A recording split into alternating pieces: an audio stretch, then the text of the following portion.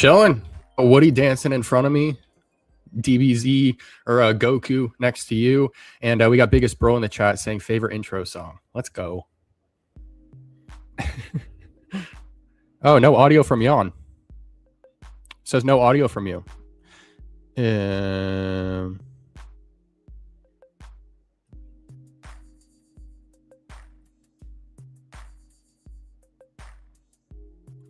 Are you...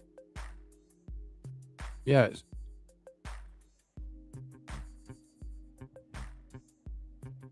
Oh, here. Mute yourself on the other app. Mute yourself on the Yeah. Yeah. Now? Yeah, you should be good now. Okay, guys, let us know. There. Can you know on audio? Yeah, we're good. I can see your audio moving. I mean, I put so much energy in the intro, and none of you guys heard it.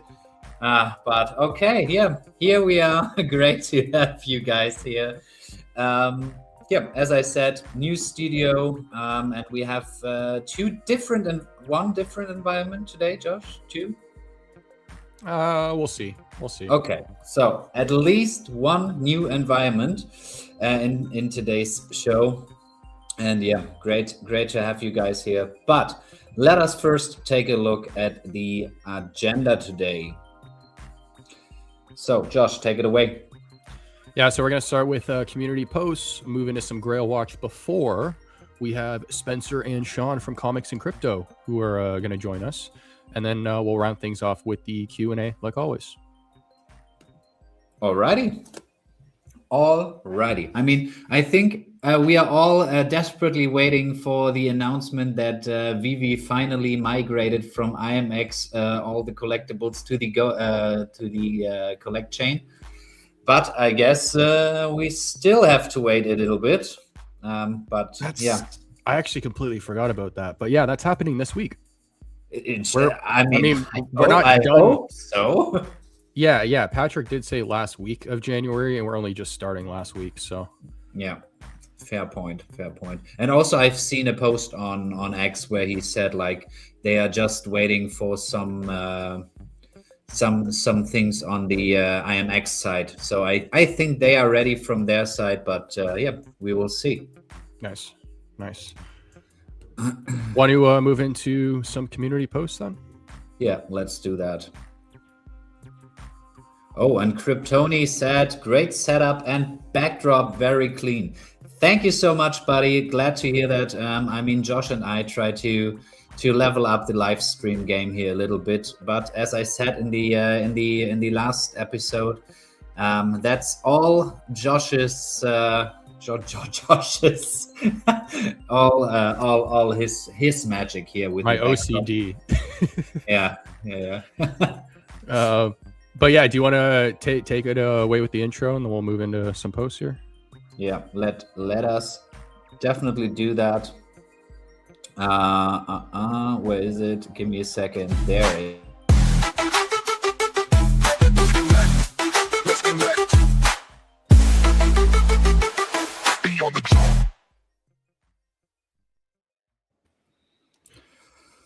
Alrighty.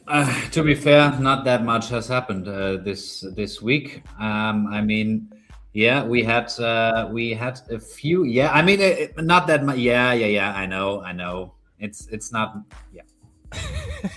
Take it away. I'm being quiet for a second here. I mean, this is a really interesting tweet. I don't think anyone can deny this, but from himself, the host, I guess you can say, or the guy behind King of Collectibles on Netflix, actually commented under Bobby Sat's post here, saying when they can be taken off platform. Ken says correct. And they're obviously talking about true ownership, so being able to take our collectibles pretty much where we want. So the fact that we got a response from that guy is pretty cool. And I mean, he's the founder and CEO of Golden, right? I mean, he's not just the host of King of Collectibles. Great point. Let's go full screen here so people know what we're talking about. Oh, I thought that was a link to the post. Of course, O'Milly does that. Where's the original one? What? No, I was trying to get to the original tweet. I thought that was the tweet. Okay. He just took a screenshot of it.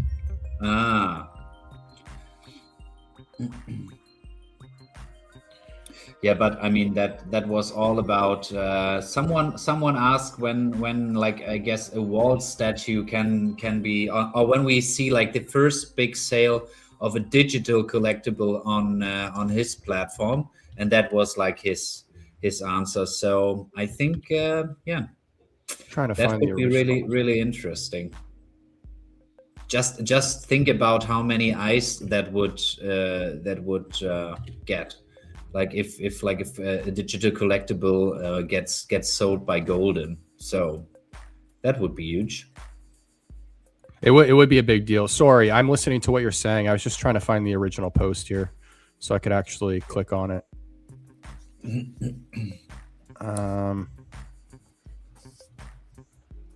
I think it was from Digital Monkey. I think, yeah. Let me check.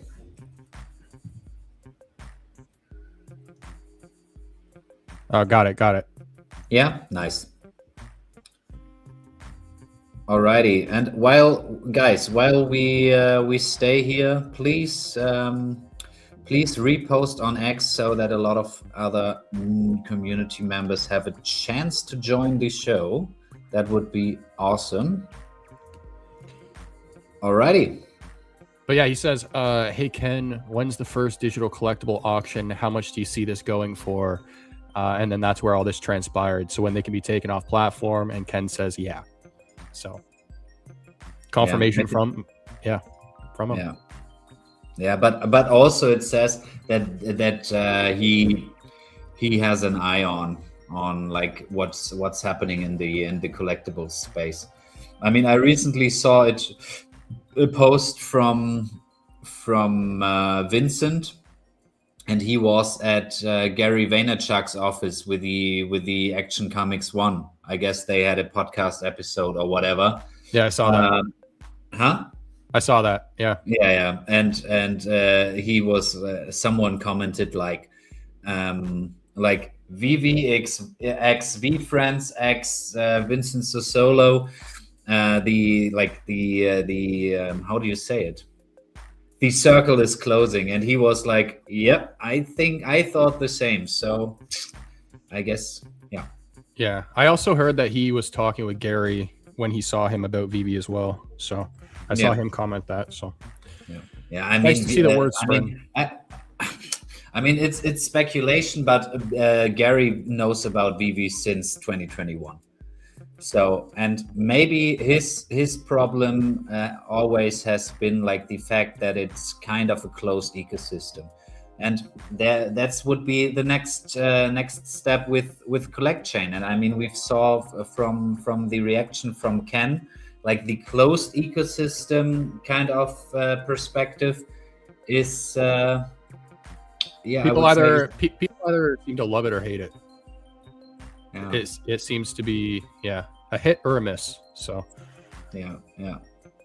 I think it's definitely better to be open, like in like what CollectChain is planning.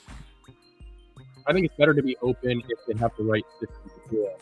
I think it's better to be closed on the perspective of and like VeVe not wanting to deal with any of that stuff, which I completely understand.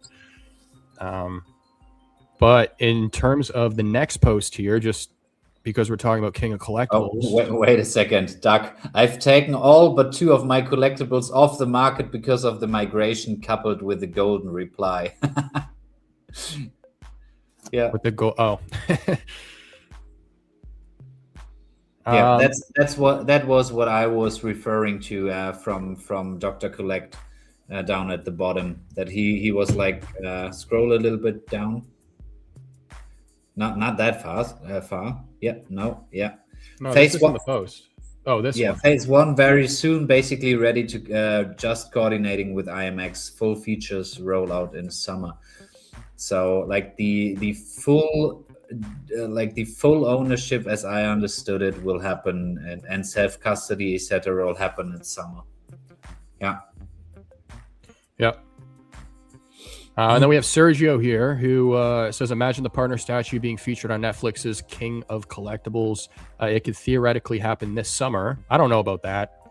Normally those shows are planned ahead, but Ken said interoperability is the only barrier to entry for VeVe Collectibles. So yeah. I mean, I don't see that happen this summer, but maybe an auction on Golden, but not in King of Collectibles, because as you said, they have to schedule and plan like those shows like way in advance. Yeah, I also think there's probably only a handful of collectibles on the platform right now that I'm not trying to speak for the guy, but that he would deal with, right? Because from my understanding, he deals with like higher ticket collectibles, like higher sales, right? And so like Miles Morales comes to mind, partner statue, SR, Peter Parker, right? And then like how many more on top of that, those 3? Comics, AF-15, MC1, but maybe the MC1 has a too high supply, but maybe an MC1 19, shit, was it 61? 19, are you talking about MC number 39, right? Yeah. Yeah, oh damn. So far off. Okay, guys, sorry, my fault. Yeah, but I guess at least 10 collectibles would come to mind, especially in combination with mint numbers. I was only thinking of the collectible side, but good point. Comics, there's a lot more. Now, this is some of the good news. There was some unfortunate news this week as well, which has to do with this. So it says, today we're announcing the Nifty Gateway platform will be closing on February 23rd of this year. Starting today, Nifty Gateway is in withdrawal only mode. So another one bites the dust, pretty much. Yeah, and just take a look at how much coverage that got. Like 591k views, and so many people who reposted and stuff in a time where like NFTs and digital collecting are like non-existing kind of. Yeah, I mean, they launched in 2020, they said, so yeah. The main ones that come to mind, there's probably only a handful at this point now, right? There's definitely more projects than just a handful, but yeah, but what are like the ones that come to mind?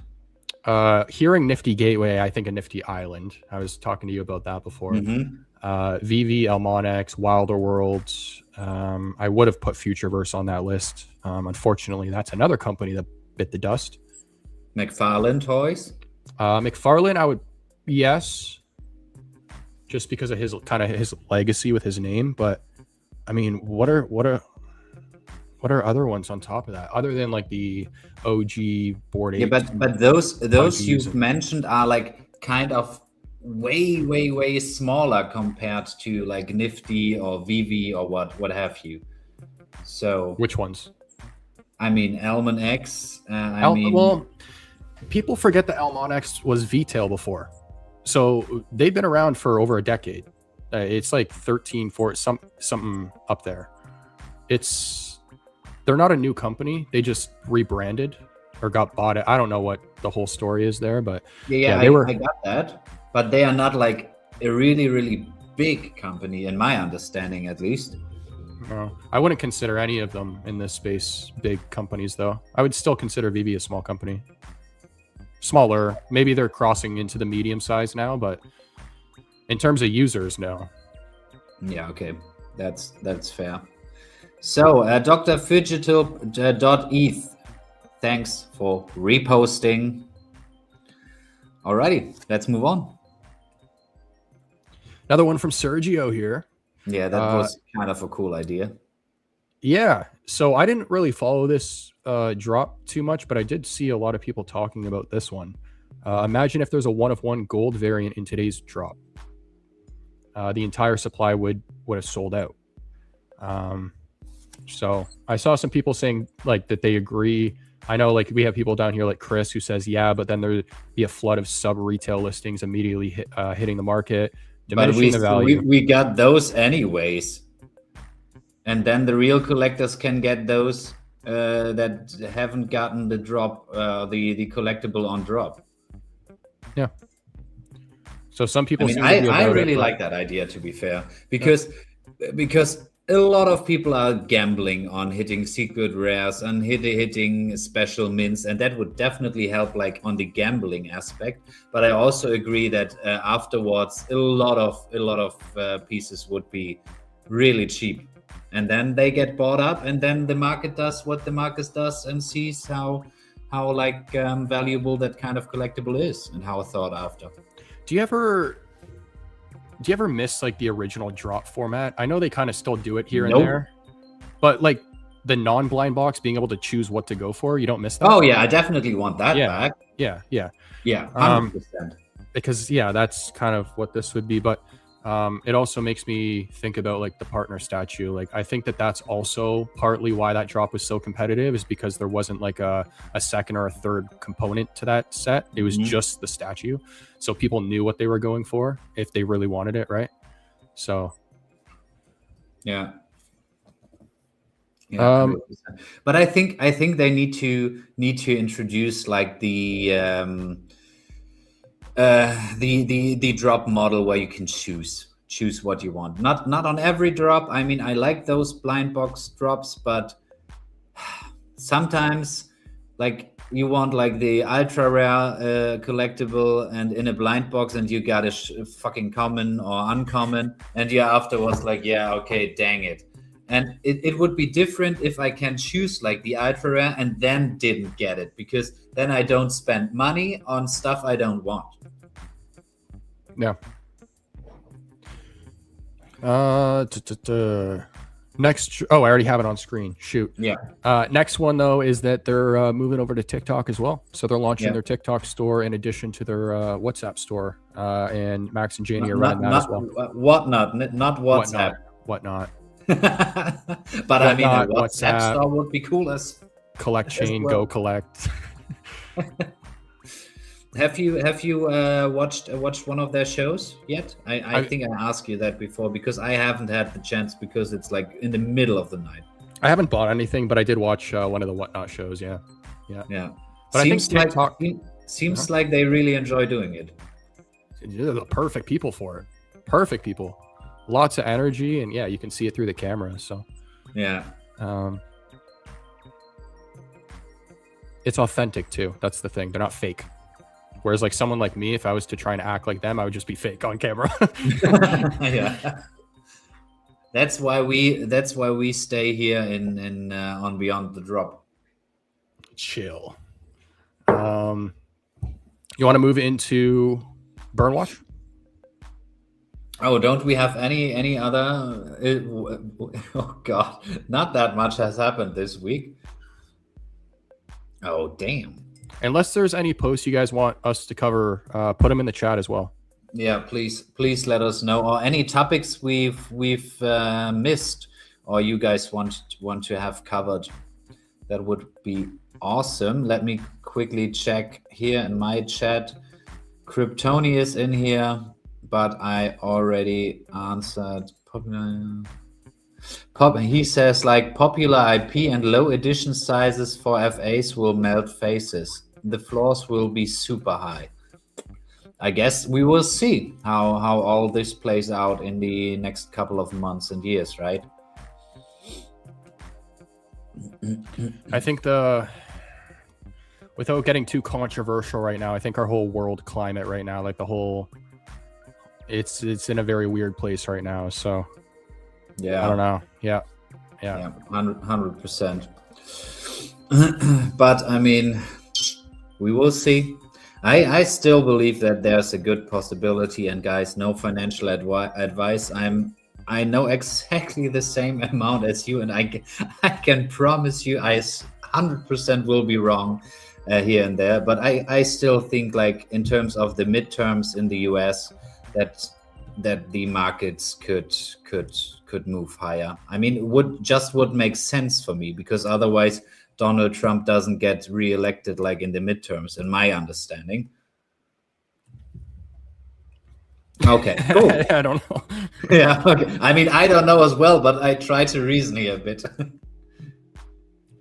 Alrighty, so let's move into Grail Watch, guys. No, burn. Oh, Omi okay. burn.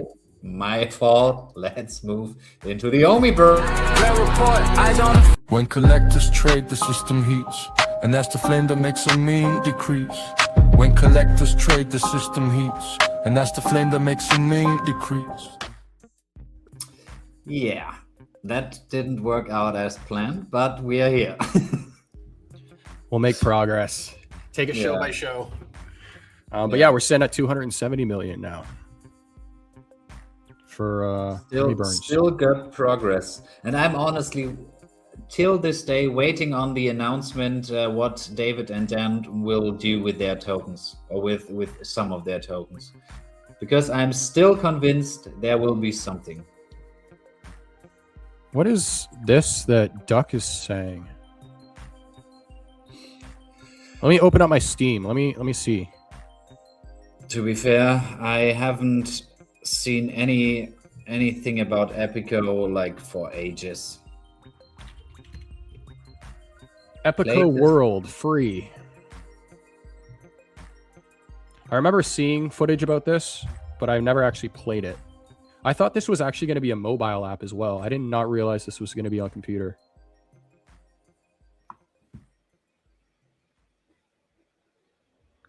All right, join playtest. Let's. This will probably be one of like the first games on the collect chain where you can use some of the collectibles. I mean, we already have David and Dan and my collectibles, etc. in there, or as collectibles. Yeah, David and Dan's in here. Is the bitrate for the stream low? Actually, it's already done installing. Never mind. We're fine. We're good. Maybe we can play that later on. We'll check it out. Appreciate the heads up, Duck.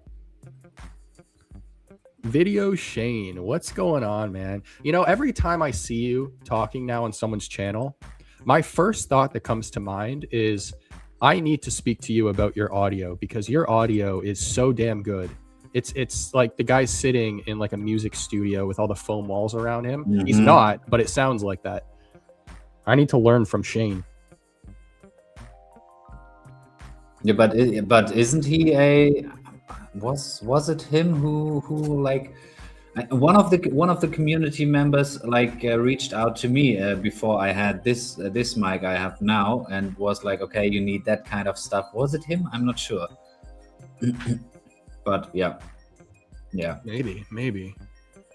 But let's move into some Grail Watch, I guess, before Spencer and Sean join us. Yes, let's do that. Do you have the post ready? Oh yeah. Report, eyes on the floors, locked and tight. Every move they make, we break it down.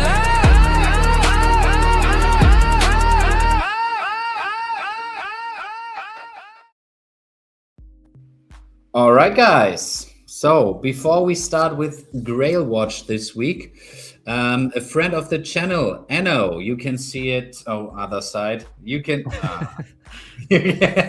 Josh, use your thought. I mean, okay, so this is a community showcase. Some collectibles he wants to sell, and he reached out to us to cover those collectibles.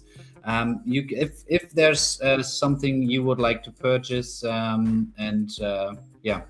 you can go to Stacker, or if those prices are a little bit too high here and there, you want to negotiate, he's open for negotiations. Reach out to him on X at no_2323. So he wants to sell the Invisible Iron Man, Secret Rare 988 for 1,200,000 Omi. What is that a newer cover? I haven't seen that cover. I don't know. I am not the person to ask for that. Yeah, okay, fair point. Then Death Trooper SE-14 Air Blaster, 54 mint, 650,000 Omi. Rio 978, and that one was so close, because the game was published in August, not September 78. So really close to the publishing date here on that collectible for 5,870,000 Omi. Spider-Man 2099 for 3 million Omi. Then another low mint Death Trooper for 3 million Omi, and wrong side, Super Grover Special Edition. Haven't heard about that color, like this one here. Shout out to Ben Rose. Huh? Shout out to Ben Rose. That was his favorite character, I'm pretty sure. Oh, is it from the Sesame Street? Sesame Street, yeah. Okay. Sesame Street. Oh, didn't know that. For 2,200,000 Omi. So guys, if you're interested in one of those collectibles, you can find those listed for those prices on Stacker, or if you want to negotiate with NO, you can see over there his contacts on X. Just shoot him a DM, and yeah, let's move on into the other Grail collectibles we want to take a look at today before Sean and Spencer hop into the show. Now, question is, here, why don't we generate a list of collectibles from AI? That way we don't have to think about what ones to look for. Let's do it. I mean,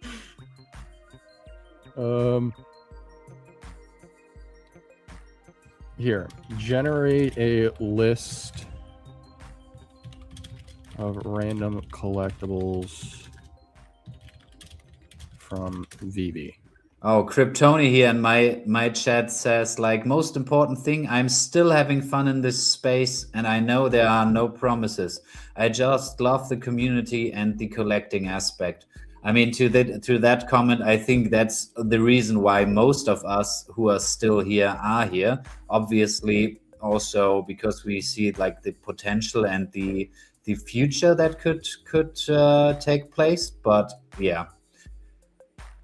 My hand's too big.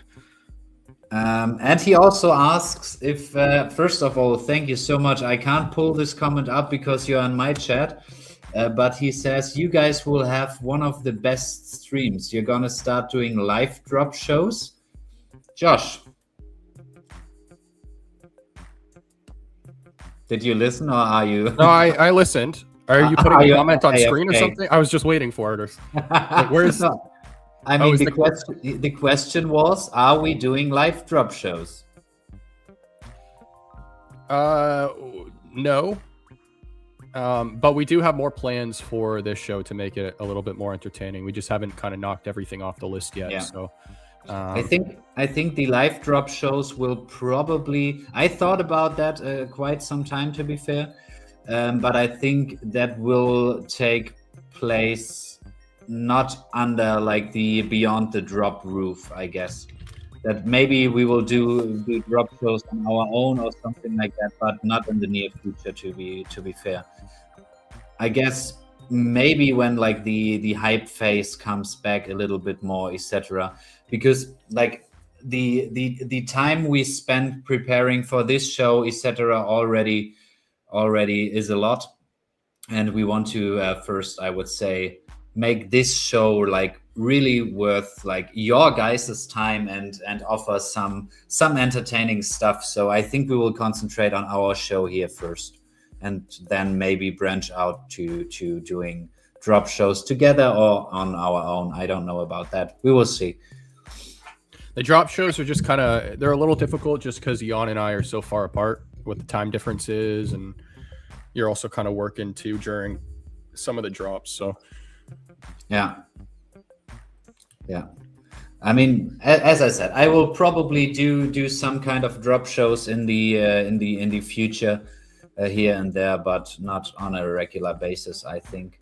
Oh, on that topic, I mean, we all know like the supporter creator code on Fortnite, right? Mm-hmm. Yeah, that would be such a cool thing if VeVe could offer that kind of stuff for like live streaming drops. So if you have like, hey guys, here's my link. I stream like or I stream like this drop. If you buy through that link, I get like 2% or whatever. That would encourage so many more people to do like the drop shows, I think. Yeah, completely agree. I was just talking with MC about the affiliate program. I think it was last week, and I'm pretty sure they're kind of already thinking about this. So I hope so. I mean, they should. Yeah. What is this bot doing? VeVe Collect. Yeah, I mean, Josh, we entered a new environment. We did. This one is probably one of my favorite ones so far. I added a ton of stuff to this. Walk us through, buddy. Dude, so I started with James Bond, which kind of funny enough only actually has one item in this entire thing now. It is the gun right here. So that's the 007. Okay, but the gun is really hard to see. To be fair, if it's the 007 themed. Yeah. Mm-hmm. So it's a mix of 007. We got Halo, so we got some of the weapons and stuff in front of us. We got Tron. Honestly, on the Halo part, I hated it when those alien fuckers came with those swords. Energy sword, yeah. Yeah. I hated that. But then right in front of you, you got the lightsaber. You got the Men in Black gun. And then in the corner behind me, over here, we have the fuel rod from Halo as well. We have Iron Man. We have some of the Iron Man heart things here on the wall. And then we have more Tron stuff in the back. Got the helicopter. I added that little DNA thing because I thought it just looked cool. But yeah, lots of stuff in this one. And then the VeVe logo, obviously, on the table there. And my Tim Hortons. Can't forget this. Yeah. And I also, what is like the orange thing in the back under the DNA stuff? Tron helicopter. Oh, yeah. Okay. Yeah. So got a little carried away with this one, but hopefully it's. Oh yeah, we got the holocron as well. Right. Oh wait, here. Wait. There. Oh yeah. So this bot is still doing its thing. I got a list already, but I told it to generate more random ones because it's a lot of the ones we've already looked at. Wonder Woman, Ghostbusters, Superman, Elsa, Coca-Cola Starlight. What is that one? Is it like the ball you can shake? I don't know how to say it. No, that one was the orb. That's this one. Okay. Starlight can? Is it? Oh yeah, I bought that one. I mean, how much is it? Like 10 cents or what? $1.80. What? $1.80? I could have sworn it is way lower. $1.80. Fuse has 65 of these. I need to. Why? Who has 91? Yeah. Not even good for him. Oh, I've seen Duck posted something this week that he got a collectible because he found the secret message in the Discord. Is it correct? Hey, I am actually kind of pissed about that because I sat in the Discord for 30 minutes. I was the first one to solve it. And for some weird reason, the first person to solve the riddle didn't get the collectible. But yeah, I was wondering the same because I didn't get one. Is he the only one who got one? Because I just seen him. The way they did it is random winner. Well, sorry, I shouldn't say that. Random winners got the collectible. I can't remember how many they ended up giving out, but and it's because of I think it has to do with like they can't say that they're giving a collectible for a certain to like a certain place or certain user or something like that. Like the word random has to be used. But yeah, I saw that and I was like, I was sitting in your Discord for 35-40 minutes just trying to spam different answers because I couldn't. At first I thought I solved it, but I was using ChatGPT and then I kind of figured out that ChatGPT was just spewing nonsense. So I was sitting there putting in the wrong answer for a good chunk of time. But Sven got one, and yeah, I will openly admit that I told Sven what the answer was. So I was like, "You're welcome." Guys, I have to close the window real quick. It gets a little bit cold here. But toss some collectibles in the chat, guys. Yeah, but while you guys do that, I have a few comments here in my chat. Umid asks, VeVeverse environments are also nice. Is this a VeVeverse environment of yours, Josh? No, built in Unreal Engine. You wouldn't. You could build some like static environments and stuff like that in the verse, but you wouldn't be able to get all the 3D models and stuff that I'm using, like all the Tron bikes and helicopters and stuff. Yeah. Way more possibilities here. And then Philip, there are many comics where the price gap between the VeVe floor and the stacker floor is immense. I mean, not just on comics. I mean, I think on collectibles sometimes it's even a wider gap, isn't it? Which Philip is that? Is that what's the guy's name? Philip is nice or something? No, I mean here it says Philip 1039. Oh, I'm thinking of someone else. Yeah, I think so too. I think Philip is from the German community. Oh, nice. Yeah. Oh, and Kryptoni says I got a low mint Dan and Dave from that contest.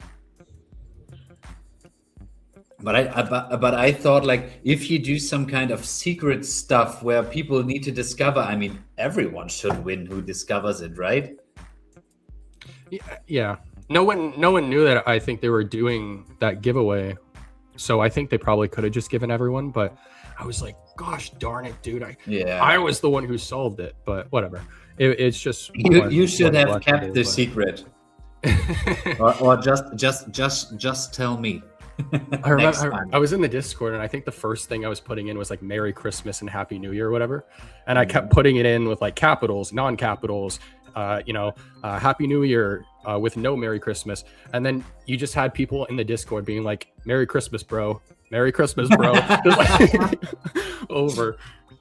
Doug, I don't think that you won something. I mean, I guess you would have seen it in your collection. So nope, you didn't win. But who posted that? I seen that on. It doesn't matter. Yeah. Okay, so we got Holy Grails and Blue Chips. We pretty much have already taken a look at all those. Lady and the Tramp, Donald and Daisy Duck would be a good one to look at.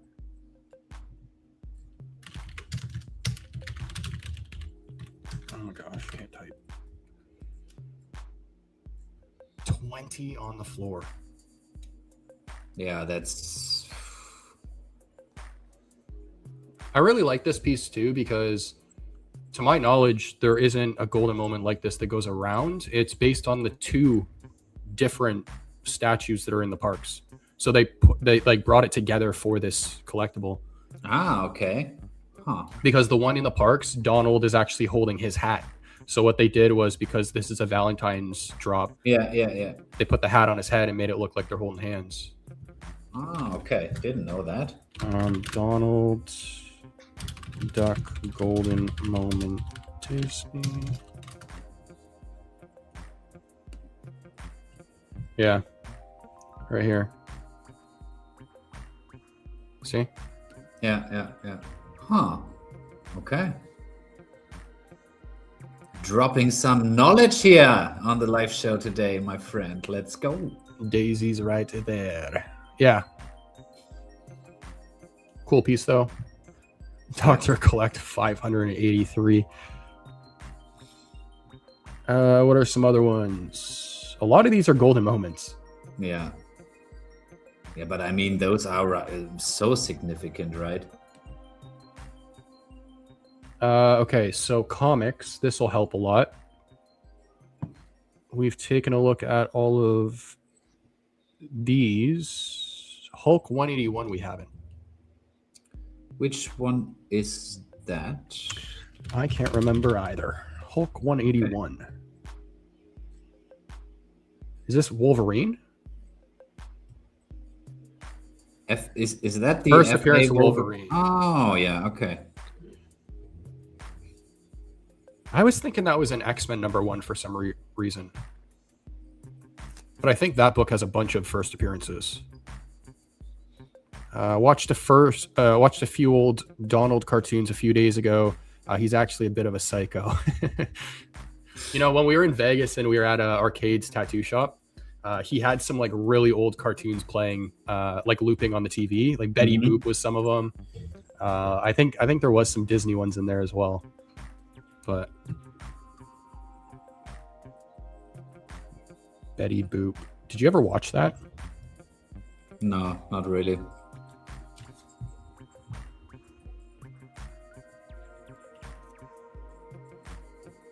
All right, what else do we Star Wars #1. We actually haven't looked at that. Oh, I have that as a secret rare. Oh, do you? Yeah. One that on the last how is it last German community meetup. Nice. Sitting at 141 on the floor. Yeah, but I mean half the price on Stacker. Do you see like that dynamic changing over the next couple of months? That like the floor prices on VeVe and Stacker get closer together, or do you think that you always will get a discount on Stacker? I think there's probably going to be a discount, just because of why do you think so? The opportunity cost of selling the tokens. So you remember like all those people who would be like, I think Foster was one of them. He was like, am I the only one who goes to the grocery store and compares like the price of groceries to how much Omi I could buy for it? It's kind of like that, but the opposite. It's like, well, if I get rid of my tokens and the token goes up, how much would I lose?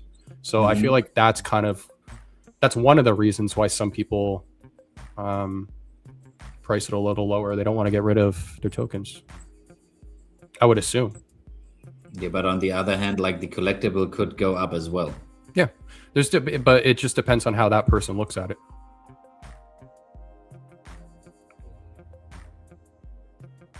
Oh, where did Jan go?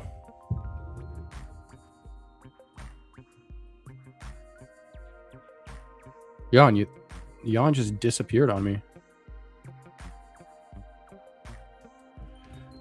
But to his point, I think it really just depends on how the person looks at it. For me, I don't want to get rid of my Omi, so I'm not even going to list in Omi, but what are your thoughts on here, let me go back to the studio while I wait for Jan. I don't know what's going on here.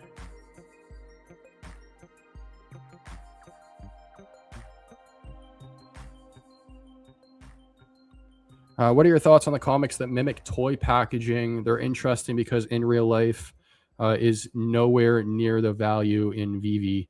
Thoughts? I think there's there's several examples like that though. Like Marvel Comics #1 isn't the same value as the in real life one. AF-15, a bunch of the comics. But I like the covers. I think the packaging is cool. There's only a handful of them on the platform though, right? Like there's only like 4 or 5 or something like that. Not even.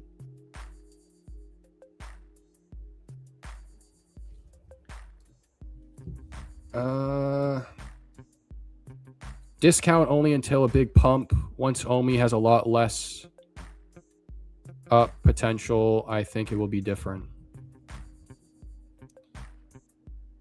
Jan. Oh, his Wi-Fi died. All right, it's a solo show right now. He'll be back whenever that hops up. If you guys have any collectibles you want to go over, let me know in the chat, and then we'll keep it going here. But let me go back to, we'll go to this studio, and then that way I can actually bring up the AI here. What are we missing? Triumph, we've looked at that. Have we taken a look at the Huracan? I don't think so.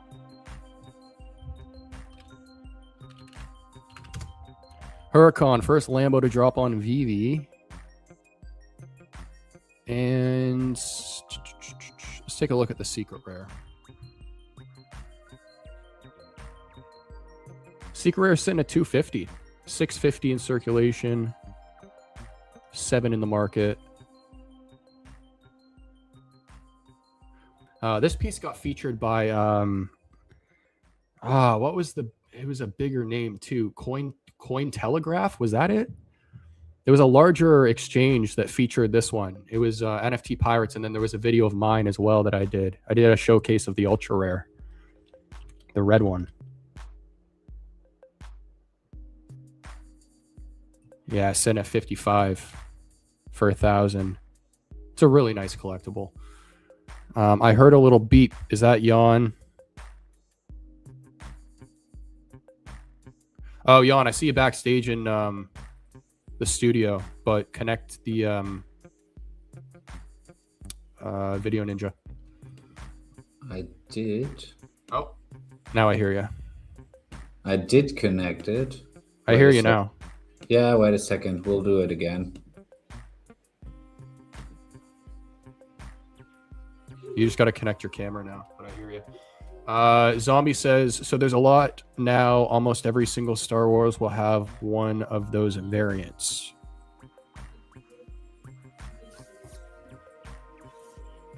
How's Deadpool versus Batman doing? What issue is that? I'm not going to know the comic, dude. Deadpool versus Batman. Yeah, I don't. Is it Deadpool #1 or something?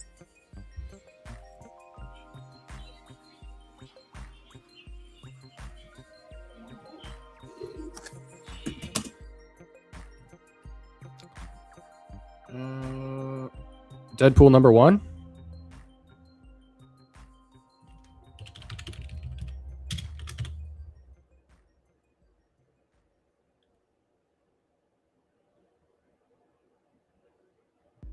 I'm assuming secret rare or common. 95 for the secret rare. Oh wait, is that even the one? Oh no, I don't even think that's the one.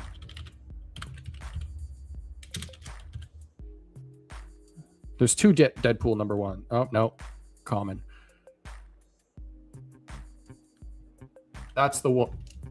That's the book, but that's the secret rare. That's not it. Wait, is it or is it not?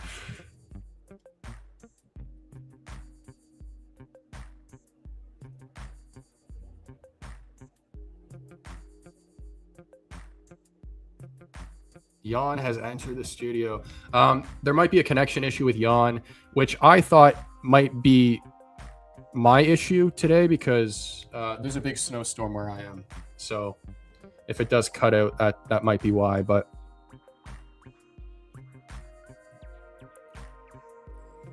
here, Jan, I added you up on stage, so I hear you.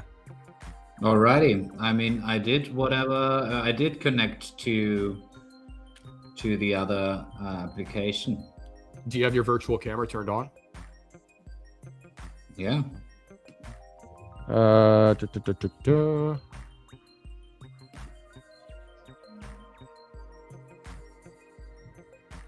There you are. I'm back. Nice. There we are. Yeah, sorry, my Wi-Fi got disconnected. You're good. The secret rare, or the Scotty Young secret rare, was the book.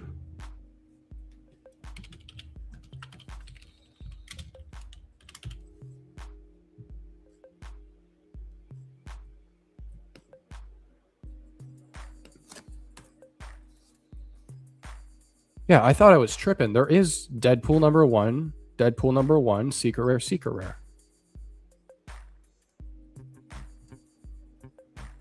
Is this the same book or different? No, it's different.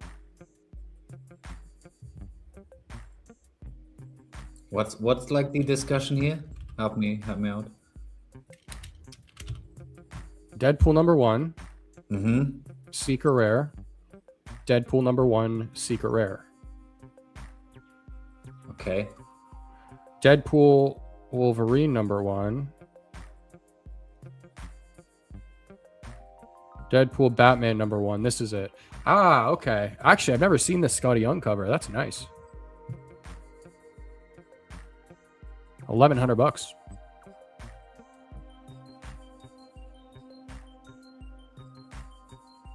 It's Deadpool versus Batman, first ever collab. That's a really nice cover.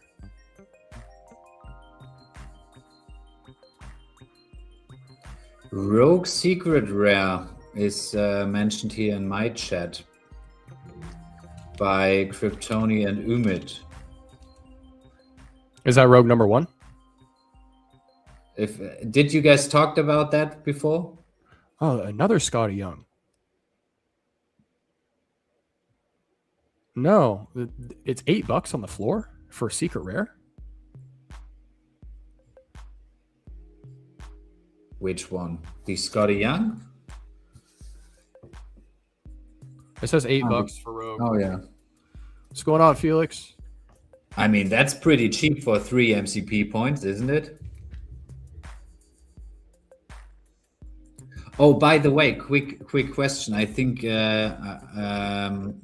are not the right guy to ask, but maybe someone in the chat knows.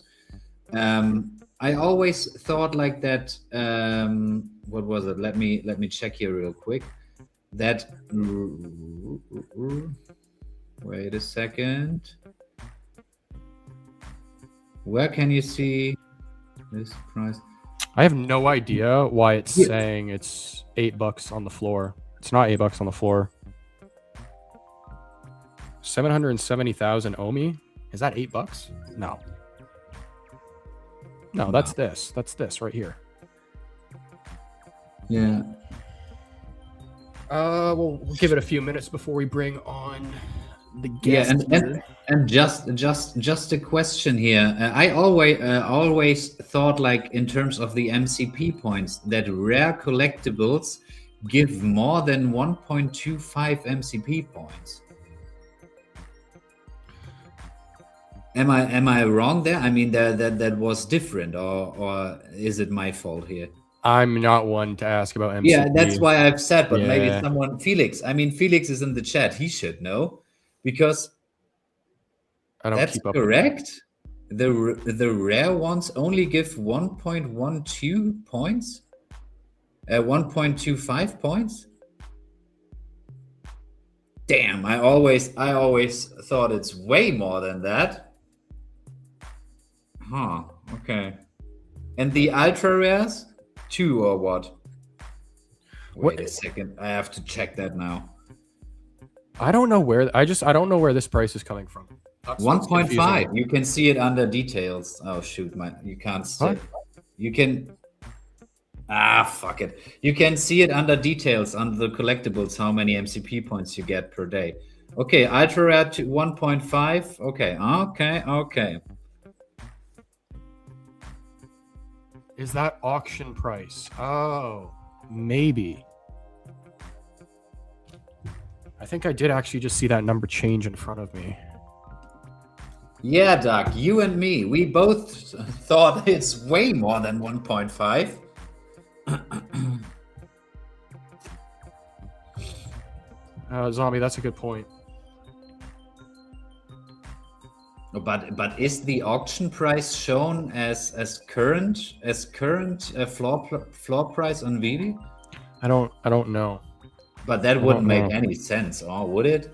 Not really. Well, if you can place a bid on a cheaper, I don't know. Give us one or two more guys before we bring on our guests here. Yes, Felix. After years, we're still discussing the point system. Dude, that's my point. My point. There's so many points and so many numbers to keep track of. Yeah, and also, they are not really talking about it in a heavy way, because you can't really use MCP points. Where we are back at the topic, Felix. I know you would like to see way more utilization of those MCP points. Felix is like hitting his table right now. I know it. Yeah. I know it. I mean, I'm currently, guys, write in the chat how many MCP points you have. I'm currently at 806,000. Oh, am I back? Yeah, you're here. You're here. Yeah. Okay. How long have I been gone, or was I still there all the time? You were here the entire time. Okay. Damn Everyone it. heard you screw up. Yeah. Yeah. So guys, let me know, how many MCP points do you have? I'm a little bit over 800k. Is that before you get the gold coin though? I don't have none. I don't get the gold coin yet. You can still redeem that one. I mean, I've told you before, I will definitely wait till I redeem that, because I think in the next half year or like a year or two, in the next year, I think we will definitely get some interesting drops, and I need those MCP points for that. Because just think about it, 400,000 MCPs I would use for the coin would be half my MCP stack. So that's definitely way too much. Well, hey, maybe a conversation to have with our guests today as well. But do you want to bring them on now?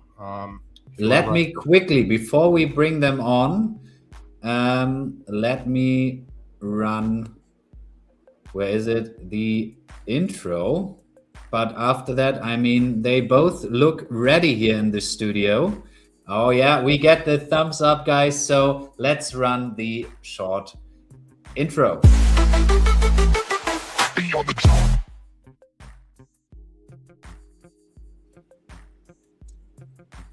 Gosh. Pull them up, Josh. I'm trying to hit the minimize button here. There we are. What's up? Hey, what's going on? What's going on, guys? Can you hear us okay? Yeah. Hey, great. What's up, Josh? What's up, Jan? How's it going, guys? Doing very well. This is just got to give you guys a disclaimer. It's our first time running a show with guests with our new setup, so we might have some little technical difficulties, but no, happy to have you guys here. Thanks. I was going to say, I'm blown away, dude. Great, guys. Your setup's so sick. Oh my god! Trying to keep it a little creative, Yeah, you I know. love it. Yeah, I can tell the metaverse building experience is coming in handy. Yep. Unreal Engine again. So Woody's getting after it. That's for sure. yeah. Jan, you want to take it away with some questions? Time today, really happy. Oh, am I muted on the other one? You were muted, but now we hear you. I'm just gonna bring you up this way. Okay, nice, with a perfect setup here. Green screen, love it. That's sick. Yeah. So Josh gave me a little bit behind the scenes look. What else kind of environments you could use and customize, and that's just crazy in my personal view. But yeah, great to have you. I mean, I wasn't prepared for that amazing green screen background, but guys, I want to know, I mean, we've, was it last show or the show before, we talked about your bounties. You put your bounties out on a regular basis. And I really enjoyed that clip, because both of you were like, okay, we don't even get close of, or not even the same amount of bounties like fulfilled, but you guys were so happy about it. And I really enjoyed watching that. Tell us a little bit more about it. Yeah. I mean, it's just, I mean, obviously we're huge collectors, and these are things that we want to have for our collection, but we see the value that bounties bring to the market. You know, we've seen what it's done for the sports card market, and now even for, Marvel cards and Disney cards, and a lot of these, bigger collectors will put out bounties for things, and it just creates a lot of hype and excitement. So, we see that as a tool one, to bring in new people into the VeVe, ecosystem who maybe have never heard of it before. Somebody maybe sees one of our bounty posts and, sees kind of a crazy number. Oh, somebody's willing to pay $3,000 for this NFT. Like, I thought NFTs were dead. And then now, gets them interested in, now they're popping in and checking out VeVe. We've been very, very lucky, to be a part of the whole affiliate program. So, we've been able to bring in, a bunch of new users. We can kind of see the tracking on our side. So we can monetize it. Yeah. Yeah. So we've been able to monetize it, on our side, but also, we're just trying to grow the space and trying to, grow awareness for VeVe collectibles, but also for, licensed digital collectibles in general. Yeah. It's just me. Sorry, what's wrong, Sean? Oh, sorry. I thought you froze up. My bad. Sorry. I don't know. No, I had the same problems here on today a couple of times, so you're good. Anything to add on Spencer's? It's been really fun posting these. Seeing the engagement and excitement that it's bringing to the collecting space, and we're definitely getting interest from other people. I mean, it's not going to be overnight. We've been doing this for a year and a half, right? And and we've talked to. From our posts, we've seen interest from big comic collectors. I know a few whales that are just insane in the comic book side, physical comic books, right? Mm-hmm. And they're DMing me and saying, "What's up with these bounties, dude? So what's going on? What is all this?" Yeah. So like we'll set up meetings and have an hour-long session explaining what these are and why they're significant, and whether or not they dive into it right away, they know about it now. Mm-hmm. That's the important thing. When they're their interested, first touch point with this new medium, right? Exactly. Yeah. Exactly. Yeah. I think it's a lot of just like educating people on mint numbers and hashtag mints matter. I think a lot of people don't realize that, and that's I think a lot of the reason we started our channel to begin with. Back on this point 4 or 5 years ago. Is because we're seeing a lot of people making mistakes in the market and people just flooring special mint numbers or flooring super low mint numbers, and it's like, guys, like people are spending good money on these things, so just trying to educate people so people know what they have and so they don't accidentally let something like that slip. Yeah, and not even just like 1977 for example, but even like 123 666. There's a bunch of different numbers that people put value on. Yeah. Gears turning. Josh, you had a question. Well, it just makes me think because you guys have a really impressive network, and correct me if I'm wrong, but that network doesn't happen from people just approaching you. Like I'm sure you guys have had to cold call and reach out to a lot of people as well. Totally. How do you find people are reacting to like NFTs right now? Because, and I'm asking this because MC was in a space, I think last week, and he was talking about how, when he's approaching creators and different brands, it seems like these brands and creators are a little bit more open to that word now. Not as closed as they were closer to, 2021 and 2022 and stuff. Do you guys kind of see the same thing happening when you're talking to other brands? Yeah, I mean, I think, that's definitely part of it. I think, people, are just more comfortable with it. It's like not as much of a taboo word as it used to be, but also at the same time, like, I know people ask what I do for work, and I'm like, oh, I do stuff in NFTs, and I, have this YouTube channel, whatever, and people are like, NFTs are still around, like, thing, like people still care about those. I'm like, yeah, like there's still a niche market for it. It's not it's not as as substantial as it was back in 2021 when we kind of had this hot market when everything was going. But like licensed digital collectibles, we still have this very solid core community of people who are serious collectors who are in it for the collecting. I mean, there definitely is the financial aspect of it as well. People are trying to make money, but people are really care about these things and see the future for it. So I think a lot of people just don't realize.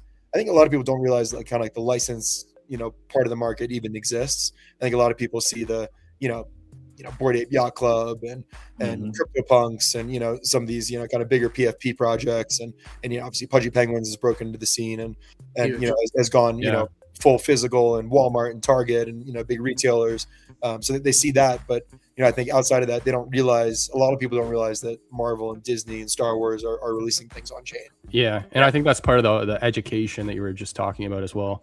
Yeah, for sure. Jan, do you have any other? Just on that, staying on that topic, what is like your guys' opinion, like how to overcome like this kind of false narrative that a lot of people anticipate with collectibles, because I would say 99% of people who hear the word NFT think like, oh, scam. What's your take? Maybe I think really it comes down to trying to educate people about what things really are. And it's like people have these misconceptions about what NFTs are. They're pump and dumps, whatever. But yeah, I think like showing people, it's like, oh, these are real brands that are releasing things. It's a little more validity, and it shows people that it's like, oh, if somebody like Marvel is taking this seriously, then this is something that I can take seriously too. You know, I think that was really the narrative, especially during the bull run. You know, we saw a lot of pump and dumps. We saw a lot of scams. We're seeing that with meme tokens right now. But we've talked about this, and I know Gary Vee is talking about this as well. You know, 99% of a lot of the NFT projects are going to fail, and we've been seeing it. I mean, Nifty Gateway just closed shop. Digital is question mark right now.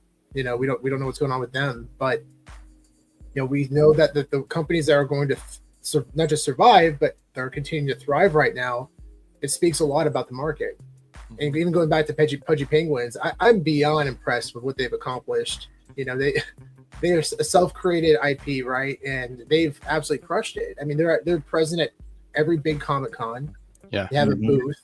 It's amazing. They have pop-up booths also in the city, which are also a blast. They're in Walmart now too. Well, yeah, they have physicals in Walmart and Target. They just announced a partnership with I think it was what soccer club was it? Was it Manchester? Manchester United. Manchester United. Manchester United or Manchester City? One of the two. Sorry, Man City. Yeah, you're right, Man City. Man City. That's massive, guys. That's huge. Yeah, 100% collaboration. It's massive. So I'm so excited for the future of this stuff, and I think, especially for VeVe collectibles, the tech's just not caught up yet. I know it sucks because we were all expecting to walk around in AR glasses by now, right? Kind of. And speculation really drove the market. It did. I mean, these collectibles are definitely improving. They're becoming very impressive. Yeah, I mean, the quality just keeps going up and up on VeVe. On the models. I think once a week I go outside and play with my AT and AR. Like, how big can I make this thing? And that's awesome. Like, you see that and you're like, this is just. Is it so obvious? Yeah, and I think it is. I mean, it's so obvious this is going to be the future. But right now it's hard to say that because I have my iPhone and I'm walking around and people are like, what is he doing? Yeah. Looks weird. Wearing AR glasses at Disneyland. They're going to enhance the experience. It's not just, I'm not just talking about digital collectibles, right? We're just talking about, in general, the atmosphere people are going to live in. It's going to be very interesting over the next few years, especially how these like the digital overlay, right? Mm-hmm. Exactly. Like you're going to walk around Disneyland. We've been talking about this for a long time, and especially Pinnacle's validating what we talked about 5 years ago, how they're going to do drops at Disneyland parks for digital collectibles. It makes so much sense, and these pins are massive in Disneyland. They're going to integrate that eventually into Disneyland parks, and that's going to become really big. And I think the market's people are really going to turn their heads on this now. You know, especially. Using geolocation, going to different parts of the parks and getting certain digital collectibles at different parts of the areas of the parks. That's gonna be awesome. It's gonna be amazing. Yeah. I can't even imagine how fun that would be if I was a kid again. Like, right. Because I was one of those kids who would go around the parks just to collect the pins. Like I remember, grabbing my mom or my dad and be like, "Hey, I want to go talk to this character to go grab the pin from them," because they would pull the pins, right? Yeah. So adding that digital layer on top is I mean, I can only imagine the possibilities. But I think like also a really simple example, and to your points, Sean, about how digital's here to stay. Like it's clearly going that route. On Instagram, you have those paid filters where people put like the hat on you or put like the glasses on you, right? Totally. I think that's just a very early phase of where all this is going. So Like I don't know if any of you guys ever been to a Great Wolf Lodge. I have one like 10 minutes from me. Nice. Do you know like they have the whole like wizard thing, like where you walk around and there's like with the wand and stuff like that. Those kinds of experiences, like people love that kind of stuff where they go around, in the physical world searching for things, but interact with digital. Like people love that. I mean, obviously Pokemon Go, massive success. Yeah. Great. So, it's just a matter of time until the hardware catches up, and then it becomes everything just becomes and it starts making sense. Yeah. It's just it makes me laugh seeing somebody on their phone just putting a collectible up and just looking weird, because you would hear the stories when like cell phones got introduced, and like someone would hold the cell phone up to their ear, and people would like judge the person talking to themselves in public. Right. It's like, what is that person doing? But now everyone does it. So Yeah. And I'm sure we'll get there, but I think the launch of Collect Chain, and then also, you know, talking about Pudgy Penguins, like Abstract Chain. Abstract is probably going to be like the closest competitor to Collect. You know, that Abstract Chain was created by the team, you know, behind Pudgy Penguins, Luca Nets, and you know they're also fully focused on making sure that the licensing is all done correctly on chain, and then all the creators are rewarded properly and royalties are enforced.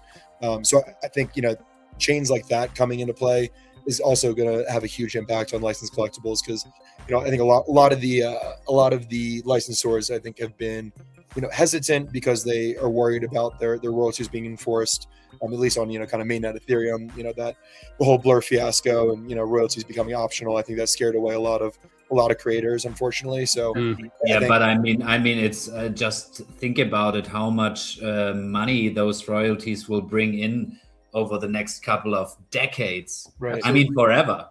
Yeah, so exactly. I wouldn't say no to that if I would be Disney. So yeah.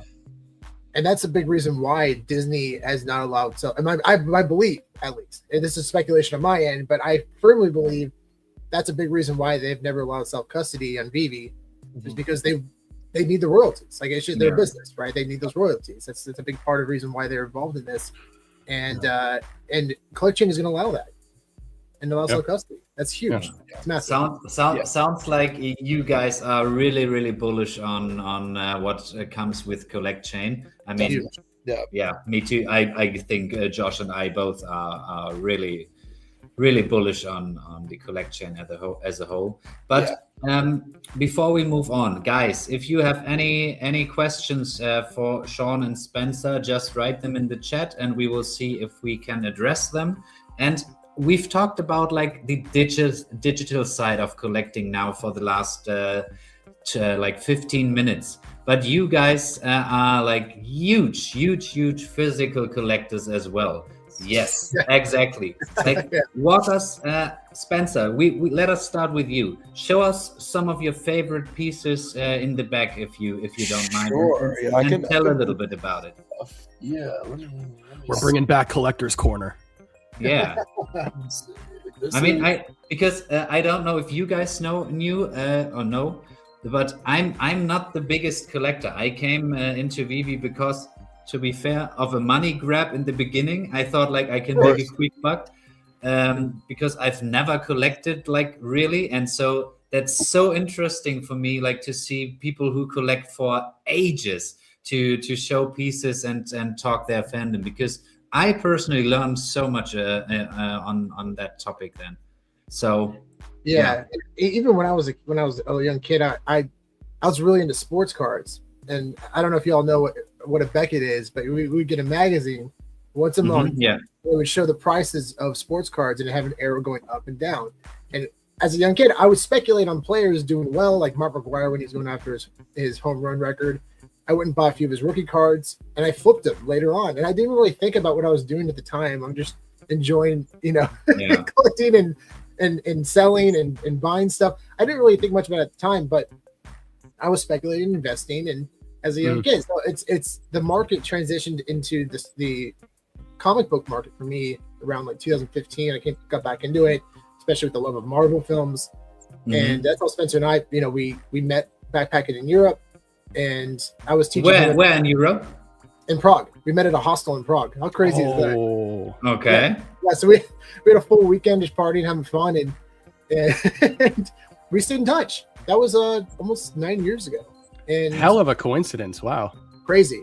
And then Spencer was telling me a lot about investing in NFTs and crypto, which I knew nothing about at the time. And it was around 2019, 20, around there, where I was like, okay, I'm serious about this. I really want to learn more. And then I was teaching him about investing in comic books. And then like 6 months of that hardcore every day, just teaching each other about the markets. Nice. And then we found VeVe, the licensed collectibles, right? Like, oh my gosh, this makes so much sense. As any journey goes for collecting, you start learning about new markets, and we go back and forth. And but we are so excited for the future of physical collectibles as well, for sure. I mean, there's a lot to be excited about. And Well, speaking of newer markets, I've seen you guys also posting a little bit about the graded like VHSs, and let us talk about that later, Josh. Let us okay, all right. Let us Great first examples do for you like the collector's corner here. Yeah. But I want to know about the VHS stuff as well. So yeah, take it away. You got some collectibles. Yeah, I'll show off a few different. I got a few different categories here, but I'll start off, I guess, like a couple phygital items, I guess, before we go full physical. I mean, they're physical items, but yeah, this is definitely one of my favorites in the collection. So this is a Funko Pop that was originally released digitally on the Wax blockchain, and so they did an original. The first ever release they did was Teenage Mutant Ninja Turtles. So the first time we ever see TMNT on chain was actually on Wax, released through this Funko release. But yeah, so got this signed by Kevin Eastman. Really cool. And so this is graded a mint 9, and then the Kevin Eastman autograph is a 10 grade.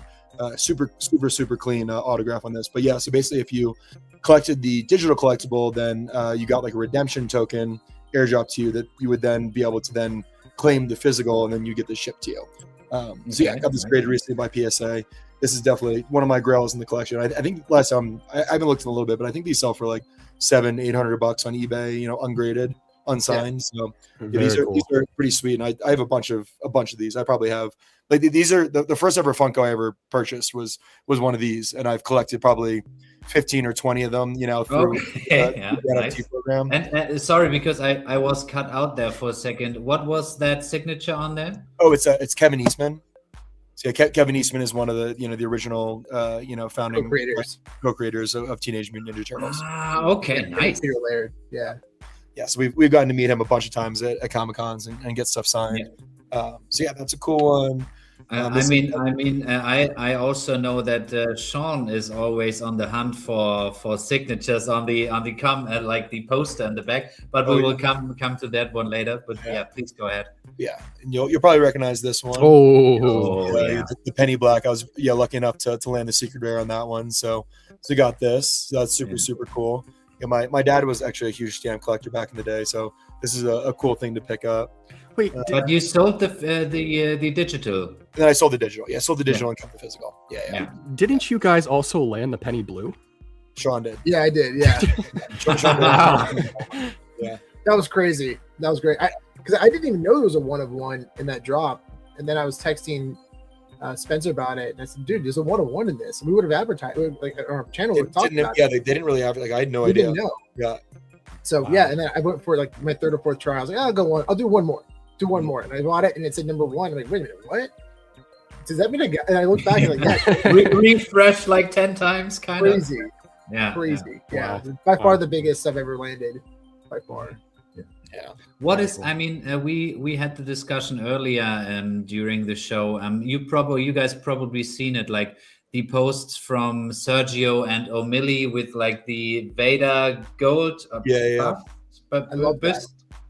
Yeah. What is your take on that? Because it seems like you would think that this would be a great idea to have like one chaser in each. No, I think it's a no-brainer for them to be honest. Like for them on the cost side, it costs them so little to add something like that to a drop, and it adds so much value. It gives something for people to chase after, especially if it's a drop that like maybe you're not super confident on that it's going to fully sell out at the price that you're selling at. It gives an extra incentive for people to go for it. Kind of similar like our bounties, that incentivize people to go for drops and buy more as well.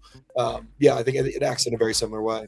Yeah, and we see that in the sports card market, and even like the Disney cards, TCG cards. We see that all the time. Numbered 1-of-1s. It's a really big part of the market for sure. So totally, it just makes sense that the transition goes into digital as well. Yeah. So You also make a really good point about low cost for VeVe. Like that's a really good point. Yeah. I mean, it's like literally all they have to do is change the color on some of these things, and it's enough to get people excited. Like the gold one, I was like, "Oh, okay, wow, I'm into that." that looked sick, yeah. Yeah, and maybe not just do one, even do 5 of them. Do 5. Yeah, still keep it super limited, and just give something for people to chase after. People love going for that kind of stuff. Totally. Yeah. I mean, we had the discussion beforehand during the show that like after that, like a lot of people would throw away like the normal commons, etc., like for cheap on the market. But like my point was, okay, then like real collectors who want the common version can definitely pick those up. Yeah, and can get them at a reasonable price. Totally. Yeah. I think the Teenage Mutant Ninja Turtle drops have been really good. They've been a really good balance because they are it's very affordable sets, but they're also creating those special editions that are selling for high premiums. I mean, those are selling for at least $1,000 now, even right now with this after everything's settled. And I think that all 4 of them will probably be over $1,000. Those will be very, very, very prestigious sets, the special edition ones for sure. Yeah. I have another question here in my chat. What do you guys think Candy's slash DC's next move should be? Do you think VeVe should try to acquire them? Yes, I do. I don't know what their move is, but I do think VeVe should try to acquire them. 100%. Yeah, I mean, they already have the DC license for collectibles. I think it's a no-brainer.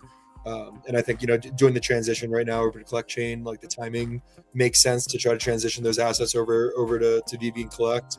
I mean, I don't know whether it makes more sense to continue to run the Candy platform as is, or just to move the assets over to VeVe and continue doing the drops on VeVe.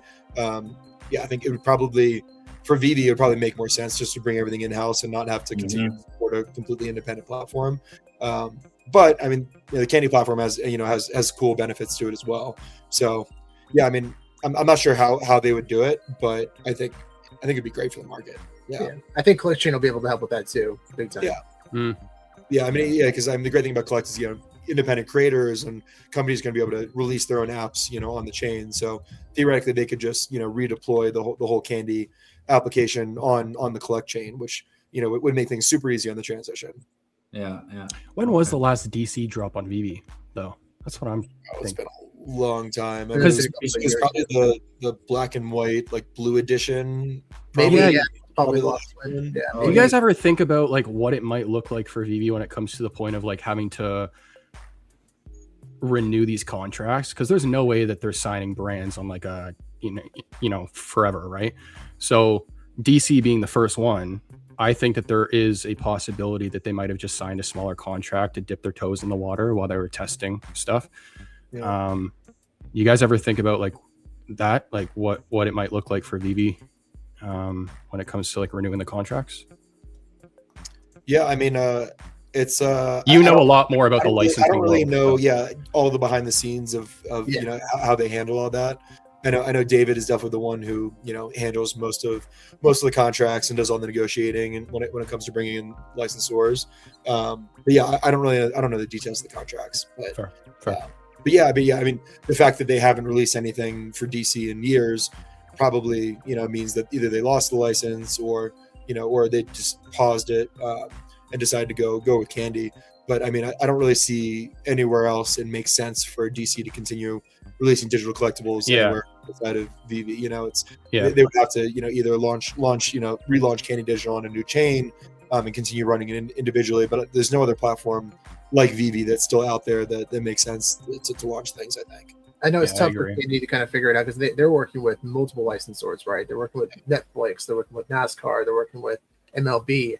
So they're working with a lot of different licensors, but I do think that for DC especially, and also MLB also has, I think, one of the top shots is just basketball, I think. But basketball and football. They have NFL all day as well. Yeah, okay, yeah.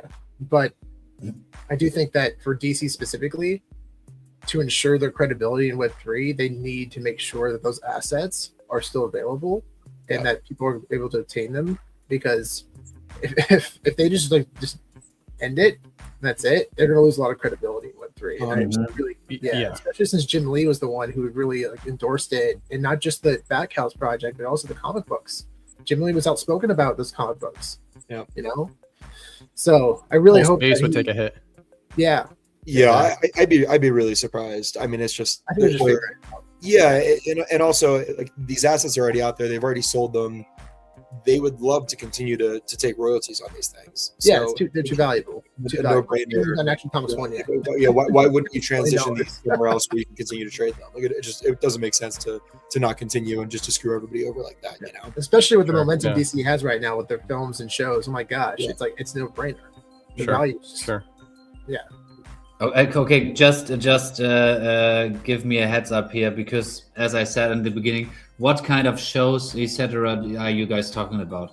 What is like hot in the DC universe right now? Shows. I mean, like Peacemaker is amazing. Creature Commandos, I thought it was phenomenal. It's a really good show, and also it ties into their DC universe, right? So the animated characters that you're seeing are also representations of the real life actors. So and most of the time voiced by the same real life actors as well. Yeah. So you saw I forget the character's name. It's he was one of the main characters in the second season of Peacemaker. What was his name? Anyways, he works for the government. He acknowledges a lot of things that happen in Creature Commandos, the animated show, which I thought was really rad. Are you talking about Flag? Rick Flag Sr. There you go. Thank you. Yeah, Rick Flag Sr. Yeah. Awesome. Love it. So fun. Yeah. They did a really good job tying together, but also making these things independent. It's been really fun to see the success of James Gunn. And this is what we were hoping for, right? I mean, I remember like 2 years ago or 2.5 years ago, we tweeted out, when is DC just going to pay James Gunn $1 billion to run DC Film?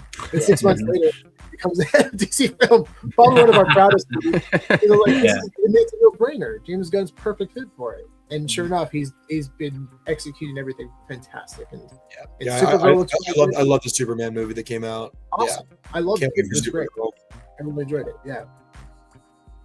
All right.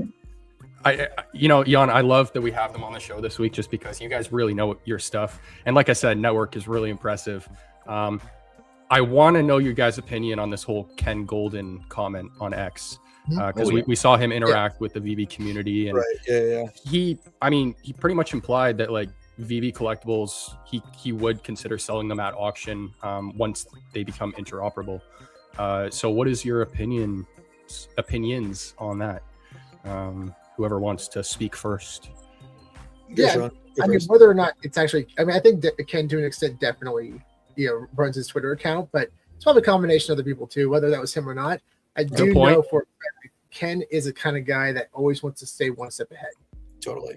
I know that the show is definitely dramatized in a lot of ways. Very much but I think at its core, Ken is a massive competitor.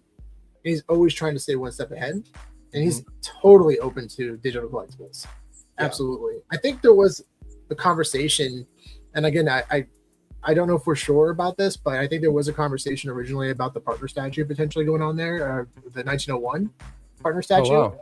Yeah, there was a conference. I was talking to some of the original owners about that, and they said they were talking to Goldman about it. And I don't think it ended up working out, but I think things like that are definitely going to happen, especially with self-custody. And the collection is going to help. Yeah. But I absolutely see it happening, and they're definitely. I think I don't see why not. I mean, I think obviously VeVe is going to have to coordinate directly with them to make sure they can, get their royalties on their side as well, and all that. And it's gonna get a little complicated, because everybody's got to take a cut, But the Golden platform amplifies things in a way that just selling something on auction on VeVe won't. So definitely worth it. But I think it would have to require like tight coordination between VeVe and Golden to make something like that happen. Totally. Yeah. But yeah, we're excited about it. I would love this. We're actually working with. Yeah, we've had Golden on our channel a few times. We've had the head of comic books and the head of pop culture, and we're actually working with them right now. We're selling some items up that are going to go up in auction in February on Golden. Yeah. This is what I mean about the network. This is what, I'm not surprised at all that you know those guys. Yeah, we're going to be selling some vinyl, some laser disc, and some VHS. Speaking of which, here's an example. This one is actually it's in the PC for now. Yeah. But a huge shout out to VMG. So VMG is a grading company that grades vinyls and laser discs. And this is a first pressing laser disc of Back to the Future, and it's also signed by the cast. Yeah. Okay. Oh wow. And these cases are unbelievable. They are so good, so secure, beautiful labels. But yeah, it's awesome, man. We had these personally signed by the cast members of Back to the Future. So we met Michael J. Fox and we had Thompson and Christopher Lloyd and Thomas F. Wilson who played Biff. It was really awesome meeting them and getting this signed and encapsulated. It's just like that's freaking cool. Wow. Yeah. Are you guys familiar with Laserdisc and what Laserdisc is? I was just about to ask, actually. No, yeah. I'm not. So Laserdisc was like a competitive video format to VHS and Betamax. You know, at one point, it became like fairly popular, but I feel like never like fully caught on in the same way that VHS did. Okay. But it's basically, it looks like a vinyl record. And then, you know, you're able to play it, you know, in a player. It plays it like a CD or a DVD, but like a huge size one, basically. We really like collecting them because it shows off like the art, you know, of the film in just like a really big, wide format. So like this is an example, one that I just picked up. White Man Can't Jump, Wesley Snipes, Woody Harrelson. This is sealed original. Yeah, these things are great. Like they're really, really cool. Yeah, got a really good deal on this one. But yeah, we've been buying stuff on Whatnot recently. We've also been selling on Whatnot recently, which has been fun. We definitely talk about that later. Yeah. But it's been a cool new category to collect recently, and now that there's a company who's, you know, reliably grading them, definitely, you know, motivates us a little bit more to collect them. So I brought up the VHSs before. You now got me thinking, how many different types of collectibles are you guys getting graded? So you get cards, comics graded. You have VHSs. You have video games. Yep. Yeah. What else? I don't have a big you know, video game collection, but yeah, we definitely have some graded video games. You know, vinyl, laserdisc, CDs, DVDs. Another market that we're excited about are world premiere tickets. So movie so tickets. do you guys know much? Have you heard much about debut tickets for sports athletes? I haven't. A little bit. So the concept is basically these tickets are the first time we ever see the athlete in that played a professional sport, right? So like Michael Jordan's first game. Okay. Sells for insane premium. There was a guy, great story. This guy actually went to Jordan's first basketball game and he bought 2 tickets, one for himself, one for his friend. His friend couldn't go. He decided to go anyways. So he did. He went and he saw the game, and Michael Jordan, he played, had a good game. He had the ticket that he used, and he's like, yeah, whatever, just tossed it. It was used, right? But the other ticket he had was unused. It wasn't used, and he kept it. And he's like, you know what? Souvenir, I'll keep it. Put it in his drawer, forgot about it for 20, 30 years. He was seeing that these debut tickets were selling for high premiums. Like Jackie Robinson, like his first game, his tickets sell for like, I think 300,000 plus. Wow. So he's like, okay, yeah, well, there's probably some value here. So he reaches out to, I think, what auction house, I think it was Heritage Auctions, and he gets it graded, puts it up on auction. It sells for $500,000. Yeah. So we're speculating now that world premiere tickets are going to be the next big thing. So these tickets were given to people to attend world premieres of films. So it's essentially the same idea, right? It's the first time we ever see the film. And I think there are a lot of world premiere tickets out there. But again, it goes back to the most popular films, the most popular players. So here's one. This is more of a personal item. I don't know if you've ever seen the movie Paul. Oh, yes. Yeah. So this is the world premiere ticket for Paul. And you see like the seating. This is the seats, the reserved seating there. But it says right there, world premiere of Paul. It's one of my favorite films. We watch it every year before we go to Comic-Con. It's just like it's our, But actually, so Spencer got it signed by Simon Pegg. That's Simon Pegg right there. So he had it signed by him, and it's validated and authenticated by the PSA. Wow. Where do you guys find those pieces? Do you buy them already graded, or do you look for like ungraded? Sometimes we've bought a couple things already pre-graded, but you usually buy them raw and then get them graded, or wait to get them signed and then get them graded. Okay. And you're doing that at like conventions and stuff, or online sites? Usually on usually buy them on eBay. That's usually where we find them. Yeah. Signatures we always usually get in person. So anything, typically most of the things that we have signed, especially on media, it was signed in person. Nice. Yeah. So it's a cool experience for us. We get to meet the people and get to geek out with them about about whatever it is, because usually we're bringing them something pretty cool that they haven't seen, and like the fact that they get to sign it, like they get very excited about that. Yeah. Like our biggest, I would consider this probably one of our biggest grails by far is this. It's a Lord of the Rings Academy screener for Return of the King, and we've had it signed by 6-7 cast members now at this point. So you have all 4 of the Hobbits. Got Andy Serkis right there. That's the Orlando coolest one. Bloom, That's the coolest one you Jarvis showed. Davies, yeah. That's crazy. So, and on the back you see like the 4-year consideration credit. So these were created in very limited quantity. And back in 2003, 2004, everyone opened these up, right? You're not gonna not watch this at home before Netflix, before streaming. You had an opportunity to watch one of the most successful films and one of the most hyped films of all time at home. You're gonna open it up, so and get to watch the sale season in theaters. Yeah, we think there's probably less than 100 of these still sealed in existence today. And I think in terms of Academy screeners, so these were sent directly to Academy voters for voting, and I think this is probably one of the biggest grails because you have Lord of the Rings, one of the most popular films, and also it was one of the most successful in terms of box office and also awards. It tied for the most Academy Awards ever with 11, and tied with Ben-Hur and Titanic. However, Lord of the Rings is the only film ever to show a clean sweep.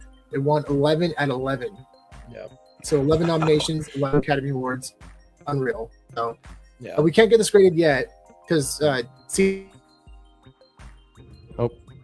Sean, you're freezing up on us. Yeah. We lost. We're back. Yeah, you're back. You're good now. Classic Bay Area internet. But yeah, you're saying we can't. You're explaining why we can't get. Yeah, so CGC doesn't do double graded VHS tapes yet. So there's 2 VHS tapes in there. But they also don't have yellow labels. So yellow labels like comic books, you get something signed. Yeah, so you get a yellow label for it. They don't have that for home video yet, but they will eventually. Yeah, That but VHS is that. Sorry, Josh. Oh, sorry. I think the connection's a little spotty. I'm in there's a snowstorm where I am, so that might be it. But that VHS is just crazy. 10, 15 years, people are going to look at that like it's ancient technology with all the AR and VR stuff. Yeah, 100%. Yeah. But that one will stay in your guys' collection, right? Or is it? Oh, you will not sell it via whatnot, right? We'll never say never. Like not right now. No plans to sell it anytime soon. But like, if somebody offers us $50,000 for it, it'd be pretty hard to say no to that. You know. Like so. Okay, got that. Yeah. We definitely put items up on eBay. We put it for really high prices just so people know they exist. Right. We don't expect it to sell them, but we do put them up because there's no way people know these things exist, and we want to make sure people do know they exist. Yeah. So we'll put them up on eBay for very ridiculous prices, like $100,000 or something. Yeah, but like you're not expecting that. Also a little bit flexing there. Yeah, a little bit of flex. Yeah. Although we did have a Harry Potter world premiere ticket, and that we put up for 10,000, and we ended up selling that one for 5. Yeah. Oh wow. Yeah. So that was pretty cool. It's another crazy movie. Yeah, I think I just saw one of the original Nintendo games just got listed online as well in like perfect condition. It was in somebody's basement for decades and it sold for some outrageous number, but I think it was close to 100K, wasn't it? I think it was like 70, 80K or something like that. Something crazy. Yeah. Which, I mean, depending on, they should have got it graded first, in my opinion. Depending what it was. Yeah, they probably could have done a lot better on it. Oh, yeah? Oh, yeah, for sure. Because it's validation, right? Because like the thing is, too, there are a lot of reseals out there. Yeah, if you're going to spend $70,000 on something and you don't know for a fact that the seal is real, like you're taking a big risk, you know. Whereas if you take it to PSA or WADA or whatever, and they grade it and they authenticate that at least the seal is real, then you know what you're spending your money on, you know. Sure. Yeah. Jan, you have any other questions? Sorry, Josh. Like what is like your opinion? We had Vincent Sosolo on the show, like not the last show, the show before, to talk about the Action Comics one sale for $15 million. I mean, that's what is your guys' opinion on that comic in particular, and maybe this comic as like a new stepping stone, as you can say it, for other big comics like AF-15 or what have you. Definitely. We definitely talked about how the ceiling for comic books, especially sales, you see a $15 million sale like that, it's going to affect the perspective on a lot of the other comics, especially the bigger grails. So like if that one sells for 15 million, now where does that put the Superman ones as in their highest grade? Where does that put Amazing Fantasy 15 as a 9.6, which is its highest grade? Where's that worth now? I presume that it's worth more than the $3.6 million it sold for a couple of years ago. So I think even at $15 million is probably a really good, really good deal. Yeah, it seems like a lot of money, but if you're looking at keep going, Sean. If you're looking at the rest of the market, I mean, there's paintings that sell for over $100 million. You see sports cards like there's one right now actually up on Heritage, the Honus Wagner, which is considered one of the biggest grails for sports cards. It's a 1 grade, and that's one of the lower grades, and that one is already at like $4.5 million, and that one could be probably reach to 10. The Mickey Mantle 1952 Topps, that's considered one of the bigger grails as well. There's only 3 perfect 10 graded cards, and they're all owned by big billionaires. Yeah, who don't need these, so they probably won't sell them. And one of those 3 cards would easily sell for over $40 million. Yeah, easily sell for over $40 million. Okay. So that kind of gives you a preference in terms of value, right? What's the biggest grail in sports cards? Which Mickey Mantle, I mean, like outside the United States, do a lot of people know about Mickey Mantle? Probably not. But everyone knows Superman is the most recognized symbol in the world, next to the Holy Cross, and that's actually a fact. Kind of crazy. Is it? Yeah, actually, it's actually people recognize the Superman symbol more than the Holy Cross, which is crazy. I didn't know that. Nice. Okay. So, in your opinion, why did the price jump so fast though with the Superman #1? Because it went from, I think it was like 6 million or something to in 2024 or 2025 or something. Or no, it was just a couple months ago for the Superman #1. Yeah. Yeah, that was also a lower grade. So that was an 8.5, I think, or it's an 8.085. There's only 2 9.0s. So it went up 6 million because of a 0.5 in the score? Absolutely. Wow. Yeah. I mean, even like the Honus Wagner car I was telling you about, going from an authentic to a 1 grade can be millions. Yeah. But again, it comes down to scarcity, right? That's why grading is so important. It differentiates value. But it comes down to these are massive grails with less than 70 copies in existence, and they're like it's the top, right? So yeah, absolutely. They're the 2 the highest grade. The Action Comics, like that the one that just sold for 50 million, that was the highest grade, right? That was the highest grade. Yeah, there's 2 9.0s. Exactly. Yeah, sorry, that's the one I was talking about, because I think the one that at the 8.5 sold for 6 million or something like that. Right, exactly. But yeah, I had no idea it would jump that much though from. Yeah, but I think like you also got a premium because like one of the past owners was like Nicolas Cage, and like that whole story. That story definitely helps. Yeah. And this is where it's interesting, right? Because the other 9.0, they both have 9.0 grades, but if you're grading the cover of a comic book, you have white pages, off-white pages, or off-white to white pages, off-white pages, then like brittle pages, and the one that was owned by Nicolas Cage, it was owned by Nicolas Cage, which is really cool. There's a great story behind it. But it's actually like, I think it's like brittle off to 10 pages. But the other 9.0 is white pages. So technically the other one is actually a better graded book. Yeah. It doesn't have the connection to the story about Nicolas Cage, his comic, but actually the other copy is a nicer copy. And we've talked about that internally, like which one would you rather have? I would probably rather have the white pages, because that's 100%. Truly like the nicest copy in existence by far. Kind of crazy. Yeah. Okay. Wow. I mean, goes to show you how much the story. So much in this collectibles world I don't have any clue about. So yeah, nice to know that. yeah. And that sold for, I think, the Nicolas Cage one, I think sold for in the early 2000s for around 3 million. I think, I think it was 2.2. Vincent said. Yeah. And I think Vincent was involved in something. Yeah. But you look at the sports card market, these sales happen every day. I mean, just the other day, there were like 3 or 4 $1 million plus sales. It happens every day in the sports card market. Hundreds of thousands of dollars of cards selling every day. Millions and millions and millions of dollars of cards selling every day. It's nuts. So, are you guys keeping up with this Pokemon auction at all? Because I know Logan Paul's auctioning off that card. Only 10.0, I think. 10.0. Yeah. Did you guys put a bid in? It got cleaned out pretty quick. The only bid that I ever actually put in for a massive comic, and I knew I probably wasn't even gonna come close to it, was Fantastic Four #1, the 9.6. So there's only 2 9.6s, and they finally merged. And I put a bid in if I won that auction, which I knew I wasn't going to, I would happily pay that when I bid for it. But yeah, it's far exceeded my bid. And even then, I think that was still significantly undervalued what it ended up selling for.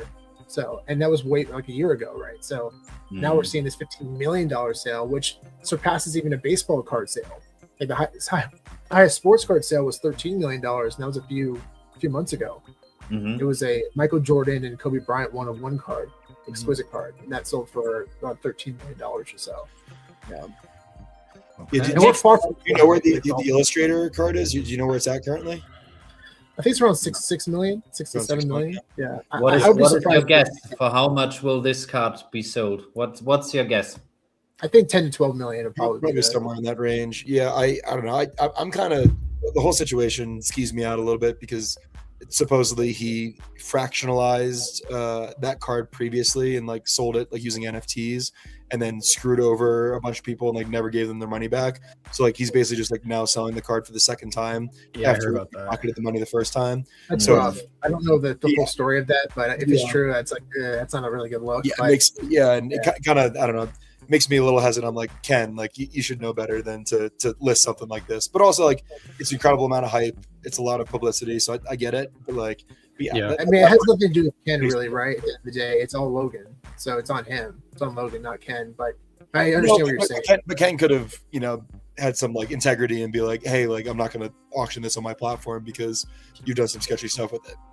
Well, and to Spencer's point, it's not the only sketchy thing he's done too. So. From my understanding, at least, but I mean, allegedly, yeah. I mean, didn't he get like really famous for like videotaping people? Yeah. We don't have to go into that. That's like it's he's always been a questionable figure, and so it's such a fascinating topic though because. I'm a very big car guy, right? So I grew up paying attention to like a lot of the supercars, Ferrari, Lamborghini, and it's you see a lot of similarities with the hypercars from like Ferrari or Lambo, where when they were released, you had to be, it's maybe like a $1.5 million, $2 million car, and hypercars aren't the kind of cars you're going to be driving on the road and putting mileage on. They're in the garages on the trickle chargers and stuff, right? But over the course of 3-4 years, they can go up $5 million in value, right? And it just makes me think like that Comet going from 6 million to 15 million. I know that there's the difference in the grading and stuff, but it just shows you how fast that stuff can shoot up as well. And it's the same thing in like the car world is still the same thing. Like you buy a car for a couple million, and a few years later, it's 10. It's just it's insane. So that's exactly why we're so bullish on the digital side for sure. You know, I mean, we're seeing even, I don't know enough about this to really go into detail, but I know that skins sell for a lot. Like what game is that, Spencer? Do you know what I'm talking about? Do like Fortnite skins? No, Fortnite skins. CS:GO you're talking about. CS:GO. Yeah, like the knife skins and that's CS:GO. Yeah, and those aren't even NFTs. Those aren't even NFTs. That's crazy. Yeah. People are spending that kind of money on something that they can't even rent out, or it's wild. And there's people in high school that have bought houses from their portfolios that they've built in that game. Right. Like there's $500,000 portfolios on that game from people just trading back and forth. Totally. It's insane. That is massive validation for the digital side. Yeah. 100%. Yeah, and then also in CS:GO, the other side of it, like people have also had their accounts pulled out from underneath them because they don't actually own any of the assets because they did something to break terms of service, and they were probably doing something they weren't supposed to. But like, if you have $1 million worth of assets in there, and then somebody from the who's running the game just decides to ban your account, there it goes. There's nothing you can do. And that's the argument that I've always made about why gamers, I think, will understand this easier. Is I don't necessarily think they're going to accept it right away, because I think the word NFT in the gaming space is still very negative. But for somebody to understand that after all the amount of hours and money they put into a game, that they can keep their stuff afterwards instead of losing it, that's it's such an easy way to, to your point, Spencer, to educate people on how this stuff works and where it's going. So. Yeah, and I think it's going to become this interesting cross section. So we're seeing like a good example is like Fanable and Courtside. They're using NFT technology without even really explaining what NFT technology is. They just know that you're able to own this digital asset. You have full control over it. You can transfer it, you can sell it, and you don't have to worry about the insurance. It's all stored in your pocket at all times. That's a great segue or a great crossover bridge for digital collecting, the physical collectors, and it's also a media need. So I think especially when Sony's done a lot of patent technology recently for NFT technology. And I think they're going to start seeing that in their gaming systems. You're going to start seeing people are not just going to play video games to have fun anymore. It's going to they're going to play to make money. It's going to be wild. I don't know if they're going to integrate that into GTA 6, but that would be insane, right? If they were able to figure out a way to do that. My gosh, I'll be like it would. Yeah, I saw something recently. Back in the day, I used to grind heavy on RuneScape, but RuneScape is still very much a thing, and a big portion of the Venezuelan economy for a while was actually being supported by people who were going on and farming gold on RuneScape to sell it. And this is like recently, up until everything happened with Maduro, the kind of things have gone pretty haywire in Venezuela recently. But like a lot of people were $100 a month, farming gold on RuneScape, which like compared to like the $5 a month that they were making before that, working a normal job or whatever. It's like people are actually making real money doing it and supporting their families and allowing them to escape a regime in Venezuela and get to a better place. And so it's been really cool, and that's obviously not NFTs at all. Yeah, very good we point. haven't even touched renting, right? The idea of renting, I think, is going to be massive, not just for gamification, but just even for everyday life. There was a great story that I loved. I heard once about how this guy was a big art collector, and he knows that he knew of this guy who would host parties and events at his house and showcase his art collection at his house, and people would fly out from different parts of the country to come to his house and see his art collection. And I think we're going to see things like that happen with like VeVe collectibles, for example. People are going to have the opportunity to rent out digital collectibles. You're able to, using geolocation, put it up in your house. You can rent them for a day. You can rent them for extended periods of time. If there's a play and earn strategy too, oh my gosh, it's lights out, right? Yeah. That's going to be incredible as well. So there's a lot of potential here. I'm excited to see if it actually happens, but I think once the tech catches up, we're going to see a lot of heads turning. Yeah, and I think like another side of it is also like loans as well, like being able to use collectibles as collateral to take loans out. I think that's going to be huge. And I think especially now that we have like Courtyard and Fanable, it's like these are real world assets that are on chain. It's like you have a card that's worth $500,000, provably. You can use that as collateral to take out a $200,000 loan or whatever it is, and leverage that to trade with or to do whatever.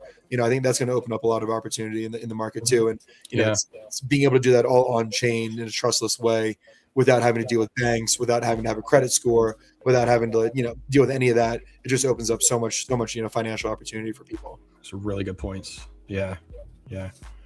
Jan, do you have any other questions that you still have on your list? Before we talk about like your guys' Whatnot show, and like I think it's kind of new that you are on Whatnot, right?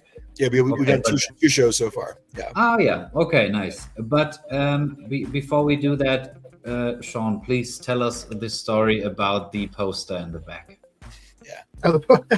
Yeah, please. It's that poster right there. Yeah. So that's a poster that I bought maybe 2015. I bought it at a yard sale or the flea market. It was actually a flea market. When my mom saw it, I love that. Then around 2018, I had a chance to meet Stan Lee, and it was maybe a few months before he passed away, and he was the first person to sign it. So, yeah, it just put me down this rabbit hole journey of getting this signed. So every time I go to a Comic-Con in the Bay Area, in LA, New York, well, not New York, but wherever I can throw it in the back of my car and drive, right? It's a big poster. I'll take it with me and get it signed, and it's probably over 50 artists now in there. That's so sick. And Stan Lee was the very first. Yeah, very first. And I have Jim Lee on there. I have Frank Miller. My gosh, there's so many people on there now. It's crazy. Those three names alone are crazy. Yeah.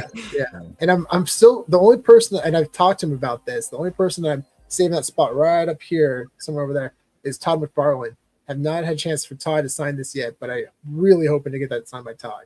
That's the one person we've met him like 3 or 4 times. Yeah, we've met him a bunch of times. You just never have it with you whenever. Damn it. yeah. But do you know of some other collector who has like a piece where there are so many signatures combined on one single piece? So we actually did a giveaway or no, sorry, no, it was a charity auction. We did a charity auction. We partnered with CGC, and they had a comic book that they brought around to all their autograph signings. And there was probably like 75 signatures plus on it, and it sold for a few $1,000s. Yeah, they just gave it to us. Like, do your charity auction, and 100% of the proceeds went to charity. It went to Alfred Kahn's charity, the First Responder Children's Foundation. So big shout out to them. Yeah, and the only other collector that I know that has something similar is your brother-in-law Chad. He has the shield. He has a Captain America shield and signed by probably 50 plus people as well, including Stan Lee. Yeah, it runs in the collecting runs in your family, eh? Yeah, actually, big shout out to my brother-in-law Chad and my sister Heather, of course, too. They're both big collectors, and just purely collectors. Like they don't flip or resell. And although we're definitely collectors, obviously, but we love to also find opportunities to flip for things and then reinvest back into collectibles. Yeah, it allows us to buy things that we want to keep for the PC. Yeah. So Chad, when I got back into comic books, Chad was the first person I started talking to, and he gave me some great ideas. But one of my favorite stories about the value of flipping was from a recent interview. And this guy was a Star Wars collector. He collected Star Wars action figures. And he started in the early 90s. He bought out a big collection for like $2,000 or $3,000. It was a massive collection from one collector. A lot of them were still sealed in the original packaging. And he purchased that collection for $2,000 to $3,000. Then he started slowly selling them off over time and then reinvesting back into more collectibles. His collection is now worth over $5 million, and he's selling them on Hakes auctions in different auctions. Oh, I've seen that. You posted about that, right? I've seen that. Yeah, check out the interview if you haven't seen it yet, but it's a great interview. He's an awesome guy, but he's like, yeah, this entire collection now that I have is house money. I didn't pay for any of this because I slowly flipped over time, and I was able to acquire things that I loved, the things that I wanted to have in my collection, and also keep some of the money that I spent. So essentially the idea is if you really want to buy things that you love, try to figure out ways where you can kind of flip other things to make up for the costs, right? And that's something that we've talked about for a couple of years, but see him a actual case study, massive success story. It was very validating. Yeah. Pretty awesome, man. Yeah. I think David has also mentioned that. That's why he buys 3 is so that one of the 3 is so that he can flip Great it strategy. to keep going. Yeah, totally. Obviously, buying 3 isn't always the easiest thing. No, it is. Yeah, you might not have money for it, but yeah. So actually, it's kind of funny. In the Pokemon Lego dropped, right? And I'm like, I'll get a Charizard, but do I want to get 3 Charizards? I don't know. I decided to get 3 of the Pikachus because in my mind was 3 Pikachus will always probably be close to the same value as 1 Charizard, but at least they're more liquid. I'd be able to get all those graded, and I could sell maybe 1 or 2, which would easily cover the cost of the collectibles and grading. So then I have a free collectible in my collection, and there you go. See? Right. Yeah. How many? Is there like a fixed supply? Lego doesn't really talk about. They didn't announce the number, but I imagine they'll keep it fairly limited. You know. We'll put it this way: people are going to be collecting these things, and they don't want to flood the market with it. Yeah, I mean, and regardless, dude, Pokemon is so insane. Yeah, I mean, here's a perfect example, and I use this as a great frame of reference in terms of value. So, like the Pokemon or Pikachu, Pikachu Van Gogh card. You guys know about that one, right? Yes. Pikachu Van Gogh card. Yes. It was like $50. You could have bought it I think it was $50. There's a collaboration with the Van Gogh Museum, and those cards are selling like hotcakes. Like there's 45 plus thousand PSA 10s. 45 PSA, just PSA 10. Just PSA 10s. Oh, okay. Go on eBay, guys. Search PSA 10 Pikachu Van Gogh card and go to sales. Go to sold. There are dozens of sold PSA 10s every day, and they're all around $1,800. That's like an $80 million market cap. And you got that card for, I think, just getting the ticket, right? For the museum or something like that? Yeah, I think you got it for free if you got a ticket for the museum. Yeah. Right. Yeah, and even recently, there's like I know I'm not really big into One Piece. I know it's a very popular IP. Are you talking about the college basketball games? College basketball. There was one this Saturday. I'm so bummed I didn't go, but San Francisco and Gonzaga, I could have gone to that and got a couple of those cards. And those were selling for 600 plus raw. They're just giving away. Did you see that there was a guy who apparently went to the game and was just giving people $50 per card, and I think he ended up getting like hundreds of cards or something like that. estimated value of, I think it was around $150,000. He spent probably Nice. maybe $1,500, probably. Yeah. Buying cards off people and then So having to flip smart. it for $800. So apiece. smart. Yeah. Crazy. Yeah, being ahead of the wave. Yeah. Yeah. Jeez. And while we've talked about the flipping aspect of collecting, I mean, I'm a huge Gary V fan, and he talks about flipping all the time. Yeah. And like I've seen on X that he and Vincent met to talk about the Action Comics 1 sale, but that's not what I want to talk about with you guys. Because Gary also has, like, with the VeVe friends, he branches out into cards, comics, etc. What is, like, your personal opinion on that? On his IP or just in general? On his IP and like the overall how do you say it? On his IP. Yeah, his IP. Yeah, I mean, he's crushing it. He's doing it the right way. I mean, he's creating a lot of unique and fun opportunities through his comic books and also his cards. His cards were instant sellout. A lot of them were selling for thousands of dollars. One-of-ones. He's doing awesome collabs. I mean, he did one with Steph Curry. Those are selling like crazy money. So, yeah, I mean, it's different. It's fun. Spencer, go ahead and take over. Yeah, I was just saying, and I also just like, I love his the whole vibe of what he's doing. It's all about positivity and, like, you know, mental health, and you know, it's all really good things that he's working on that, you know, it's meant to help people and help the world. So, like, I'm all on board for it. I am a huge fan of Gary V. Love Gary V. Yeah, Did you guys select some of those cards or comics already? I tried to buy some. They sold out, but They sold out. Damn it, yeah. I'm bummed too, because I've been at Comic-Con and I've seen him like the first year when he released the cards. You could have gone up and bought them at the booth, and now those packs are selling for like a couple $100 each. Packs. There we go. And I remember seeing like some people opening up in front of him, and I saw it happen. And then he would sign some of the cards. I'm like, that is so rad. But I didn't even think about buying any, and I should have. I feel very. Yeah, I have a couple of these. These are not the tops. These like the OG ones. Yeah. Whatever. I think I got these for free at a Comic-Con at some point. I don't know if they're worth anything, but these are the only V Friends cards I think I have, at least. Yeah. Still nice. Yeah. I forgot that he was. After the stream, I'm gonna look these up. I'm gonna see if they're worth anything. Let us know if they are worth something. Yeah. It's crazy how fast the market turns too. I mean, like 2 years ago, Spencer and I, we collaborated with Courtyard, and we were opening packs on Courtyard. We're like, you know, let's open some Pokemon packs. Why not? Let's have fun. So we did that, and we got a couple pristine 10 cards of Pokemon characters from like 2006. And we're like, at the time, I think they're worth maybe like $50 to $100. I'm like, okay, cool. But now we're looking back, like, I wonder if those are worth anything. And we're seeing PSA 10 sell for like $600 plus for each card. But what's different about these is that they're pristine 10. So CGC, SGC, and Beckett, they have an additional to compete with PSA. The Gem Mint 10 for PSA is a perfect grade, but not for these other branded companies. Gem Mint 10 is not a perfect grade. A pristine 10 is a perfect grade, which is very, very, it's impossible to get.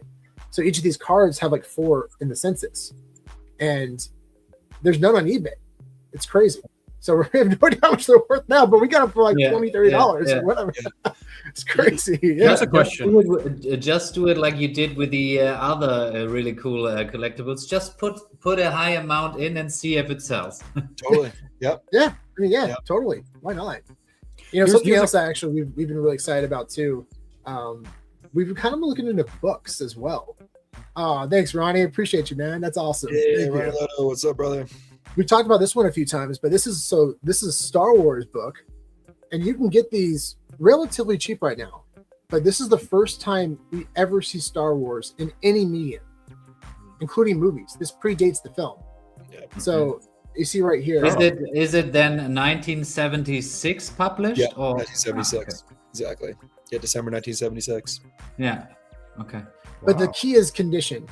You can't. There's no grading for books right now. I think it probably will happen in the future. Yep.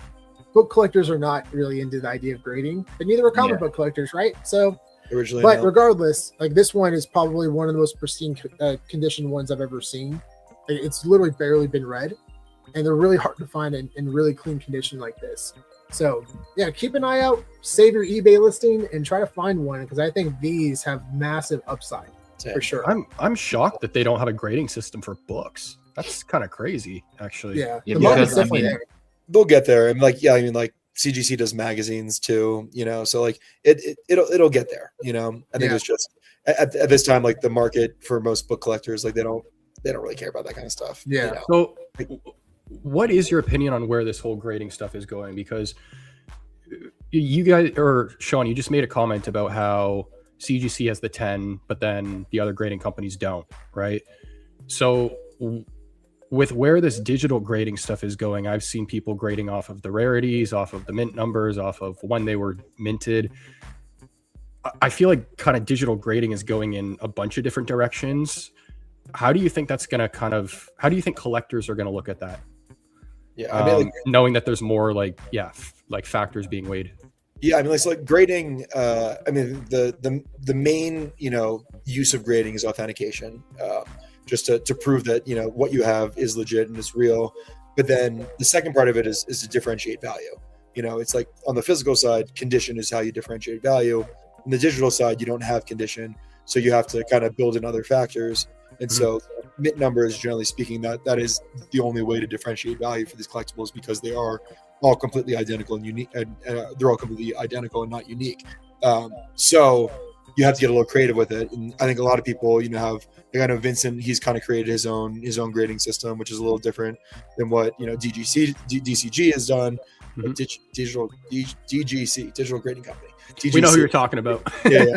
I mean, it kind of, I think at the end of the day, it kind of has to come down to the mint numbers, because otherwise there's no other way to do it. So it's really, it's definitely somewhat subjective in, what you like to collect and what you find value for.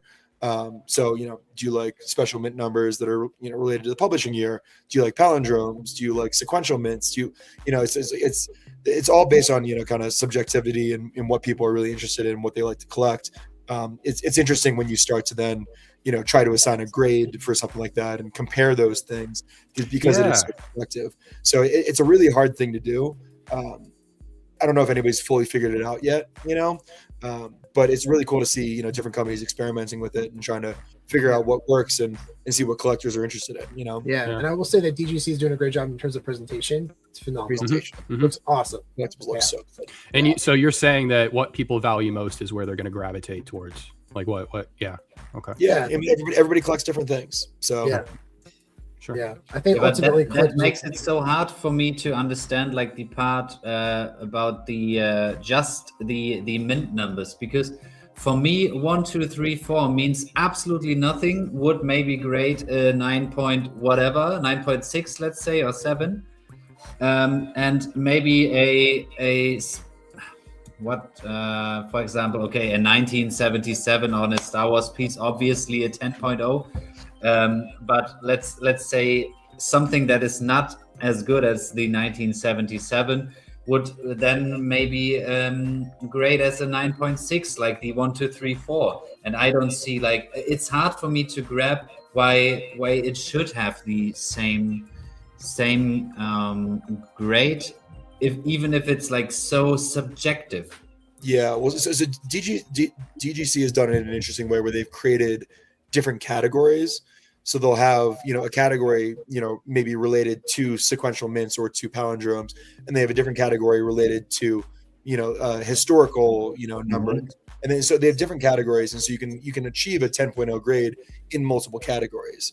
So that's the way that they've been able to figure that out. Where it's like, yeah, a 1977 is going to be very different than a 1, 2, 3, 4, but those are two different categories of mints, basically. And that's differentiated by the color of the slab. Yeah, exactly. Yeah, so if you go on their website, you can kind of see the breakdown of how they do it for each different category and how they kind of got the whole methodology of how they do all the grading. Yeah. So it sounds like that you guys think that digital grading is here to stay over the long run. I mean, it comes down to demand. It just comes down to demand. I think. I mean, that's why when we were pitching an idea for grading like 2 or 3 years ago. I don't know if you guys were involved with VeVe then, but we got crazy pushback. I remember that. Yeah, it was emotionally exhausting. And we were doing it just off, the lower mints are worth more, higher mints are worth less. It was a very simple system, but people are protective of their bags. Anytime they feel like that their money is being threatened, people are going to come out of the woodwork and start saying stuff, and people didn't like it at the time. Yeah. Right now, the market has calmed down, so people are a little more receptive to TGC and what they're doing, but also like a lot of it, I think people are buying them for the display purpose. Not as great. Like it's like obviously we know these things are authentic. They're released on VeVe. We don't need somebody to validate that. But they make them look really cool in these cases, and for display purposes, they look awesome. So I think that's what people are excited about right now. Yeah, that makes sense. And I think a lot of it too is understanding. Sales data is really important. As we've seen with like Go Collect, we can then get an understanding of what value is based on the grade. So I think especially big shout to Stacker for being able to showcase what the sales data looks like. Ever since they've started, they've been able to showcase the sales data. You can look at sales data ever since they started. And one of the highest sales I think was at the 41 VeVe logo, sold for 40 or 70 million LV. It was like it wasn't long ago, I don't think either. It wasn't that long ago. No. It was, Randy sold it, right? Yeah. So it's really awesome to see that. It's awesome to see sales data. Oh, we lost him again. And how people perceive it. So while we wait till we have him back, on my channel, there are some comments. If we interact with the chat, yes, we try to keep the chat here with us, but like the main chat is over on Collectors Gone Digital's channel, so that would make it way easier to put your comments up here if you have some, guys. But, if anyone knows how to sync chats, let us know. We're still trying to work on it. Okay. But yeah, are you guys like co-hosting on on your own channels or no? So I'm hosting to both mine and to Jan's channel right now. Got it. So I have Jan's stream key. Got it. Yeah. Cool. Yeah, and that, I mean, it would be great. So if my chat could be in here as well, so we can see everything, but we will figure that out hopefully. But guys, we've talked a lot about physical collecting, digital collecting. Now let's talk about your Whatnot store. Why did you start with Whatnot, and how is because are you guys natural salesmen, or is it weird for you guys to do the live social shopping? I mean, I think we're very used to doing these live streams and bringing up comments and interacting with people in this setting, so that part of it isn't uncomfortable. And I think Sean and I are both good salespeople. We buy things that we enjoy, and we know how to explain why they're significant. So selling them, I think, is a pretty easy process. Still figuring out the whole Whatnot scene is it's interesting. I think a lot of the buyers are people who are on there looking for really good deals, and are looking to get stuff really cheap. So there's a lot of sellers who are everything starts at $1, everything starts at $3, or whatever. So people are so if you don't have a big following yet, and you don't have a lot of people competing and going for things, you're probably going to be selling things for cheaper than what they're worth. But if you have a lot of inventory, I buy a lot of big collections online, so I'll buy a collection of 50 VHS tapes all sealed all at once, or a collection of hundreds of vinyl all at once. So I go through, I figure out what things I want to keep for my personal collection, and then a lot of the other things I don't really care about too much. And so things that are higher value, list them on eBay. Then otherwise, I don't mind as much listing things, for $3, starting price on Whatnot. And if people want to run it up, great. If not, I'm just getting rid of inventory that was really just a means to an ends for me to either pick out a few really good items for my personal collection, or pick out a few items that I want to sell for higher. And then the rest of the stuff is kind of just trying to get rid of it. And if people are looking to buy it, great. Yeah, because different collectibles mean different things to different people, right? Mm-hmm. So, and Spencer found some really good items in these bulk sales. I mean, there were a bunch of DVDs we bought once, and inside the rest was okay, but the one item in there, you got it for $40. There was a sealed Academy screener for The Dark Knight. Yep. Which is easily one of the biggest grails for Academy screeners for sure. Yeah, and like this is a good example too. So like this is Lady. This is from the Disney movie collection. So yeah, these were produced in 2006, sent to people's homes. Not very many of these were produced, and very very few are still exist sealed today. Like Cars is probably the biggest one from this collection, and those sell for like $10,000, sealed if you can find those.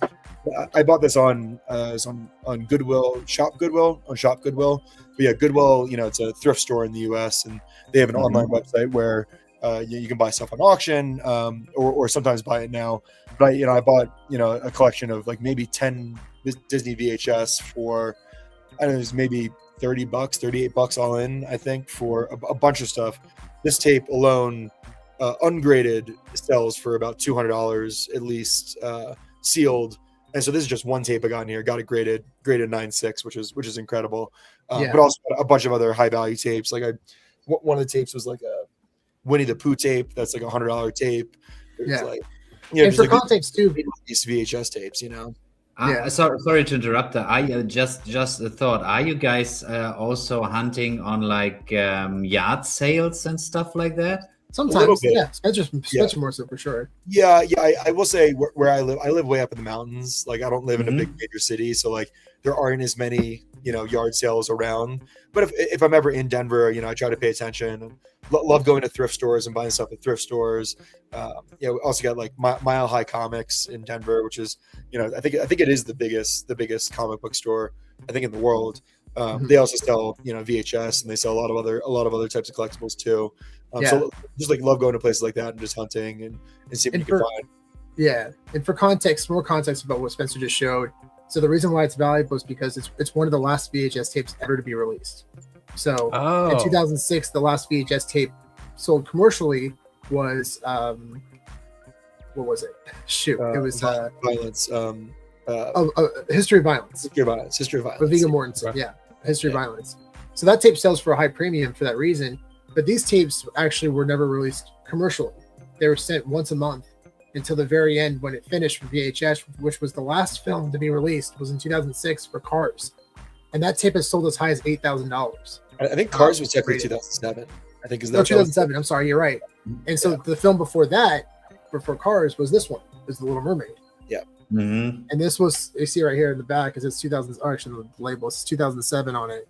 On the back, it says Disney Home Video Club on the bottom, 2007. Yeah. So it's a re-release, but it's one of the last. It's actually the last Walt Disney Animated Studios film ever to be released on VHS. And we got it signed by Ariel and Eric at a Comic-Con. Yeah, super. You cool. You guys are the reason why I have 2 boxes of VHS tapes like behind me. None of them are sealed. I actually think I have that one, but it's not sealed. Still a great tape. Yeah, but I want to kind of go through them after this. Yeah, and be careful with that though, because it gets really overwhelming, and you got to try to. My strong opinion is just focus on quality instead of quantity, because it gets really overwhelming. What exactly do you mean by quality? The quality of the movie or the quality of the item itself? I think they go hand in hand. Okay. So it's I'd rather have 1 or 2, maybe even 3 valuable tapes compared to 100 of the same value. Now, again, that comes down to your own goals and your own storage space. Your own storage space. And obviously, that's very subjective. Yeah, this is a great point. So Pete Davidson came out and talked about how he bought a bunch of VHS tapes, and now I was laughing at that because I'm like, he probably has like 98%. Things aren't worth anything. That's not worth anything. But knows? I mean, there's some random, really weird horror film, B film films that sell for 5,000 plus unsealed. Yeah, it's like a very unsealed. Rails. So unsealed. Unsealed. Oh, yeah. wow. But there's none that are even known to be sealed of those specific tapes. And some of them maybe were never even sealed. Yeah.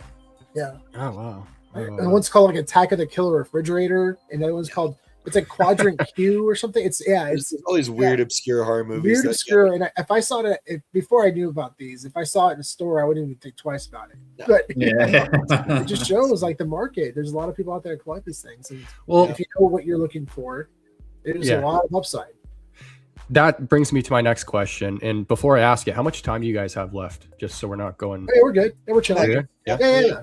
This is a fun conversation, guys. I'm glad. Thanks for happy to hang with you. I would have another question beforehand. Sorry, Josh. How often do you stream? Once a week on Whatnot? We've done like basically the last couple of weeks we've done once a week. Yeah. Okay. Yeah, we might do another one this week. I'm not sure, but we're actually going to be. That's what our goal is. Yeah, I guess something that we can, preemptively announce. We'll officially announce things on Twitter soon, but we're partnering with a new platform called Drip Shop, and they do live selling, but it's similar to Courtyard and similar to platforms like that where you can basically rip digital packs and get slabbed like Pokemon cards and sports cards and things like that. So you're part of the new platform, but they do a really cool live selling aspect of it where you can stream directly to their platform and then also stream to the other places as well. But it's a live selling experience. So like we'll be basically selling digital packs of Pokemon cards live on a stream. Where people can rip them out and get physical slabs of Pokemon cards that are digitally secured. So we'll be doing that on this platform Drip. I think hopefully Wednesday we may be pushing it back a couple more days. We're still getting organized with them. But we'll be doing that. But you will probably put out posts and notifications on X, right? Yeah. But that's really cool. Just send them over to me as a DM, and when I see it like on time, I will definitely share and repost that. But Josh, sorry, I interrupted your question there. Hey, you're the other co-host. So my question is, because you guys have talked about how you gotta surf the web to try and find some of these pieces, and a really interesting topic that's coming to light a lot these days is AI. So have you guys considered how you might use AI to maybe try and like source some of this stuff and find it, and just how to kind of build what you guys are doing? Yes, I've definitely considered it, have played around with it a little bit. I'm sure if you spend a lot of money on it, there's ways to do it, but at least with the current tools, it's a big step. But I think there's a lot of opportunity to, if you can train an AI to look for specific items and kind of do some like web scraping on and all these different platforms and try to be first to when something lists, or kind of have like pricing thresholds where it's like, hey, I'm looking for this VHS under $50. If it gets listed, then your system automatically will send you an email alert letting you know that it's been listed, so you can be quick to jump on it. Or even going through a big lot where it's like maybe there's 100 VHS in a lot. You don't want to spend the time going through and pricing out each and every single one, but you can have an AI go through and kind of figure that out and give you a rough price estimate and figure out whether or not it's worth you spending your money on it. I think there's a ton of opportunity there. I'm sure people are working on it. Something I've kind of started and stopped a few different times, but have never fully committed to. It's just I just am not technically savvy enough, I think, to get there. But if I can find a really good AI engineer who knows how to do that kind of stuff, would love to build something like that. And then also, I think it's a really cool product that you can then sell as well to other people. Yeah, I was just curious. You've definitely thought about it, though. Definitely thought like it. Jan, do you have any other questions on your list? No.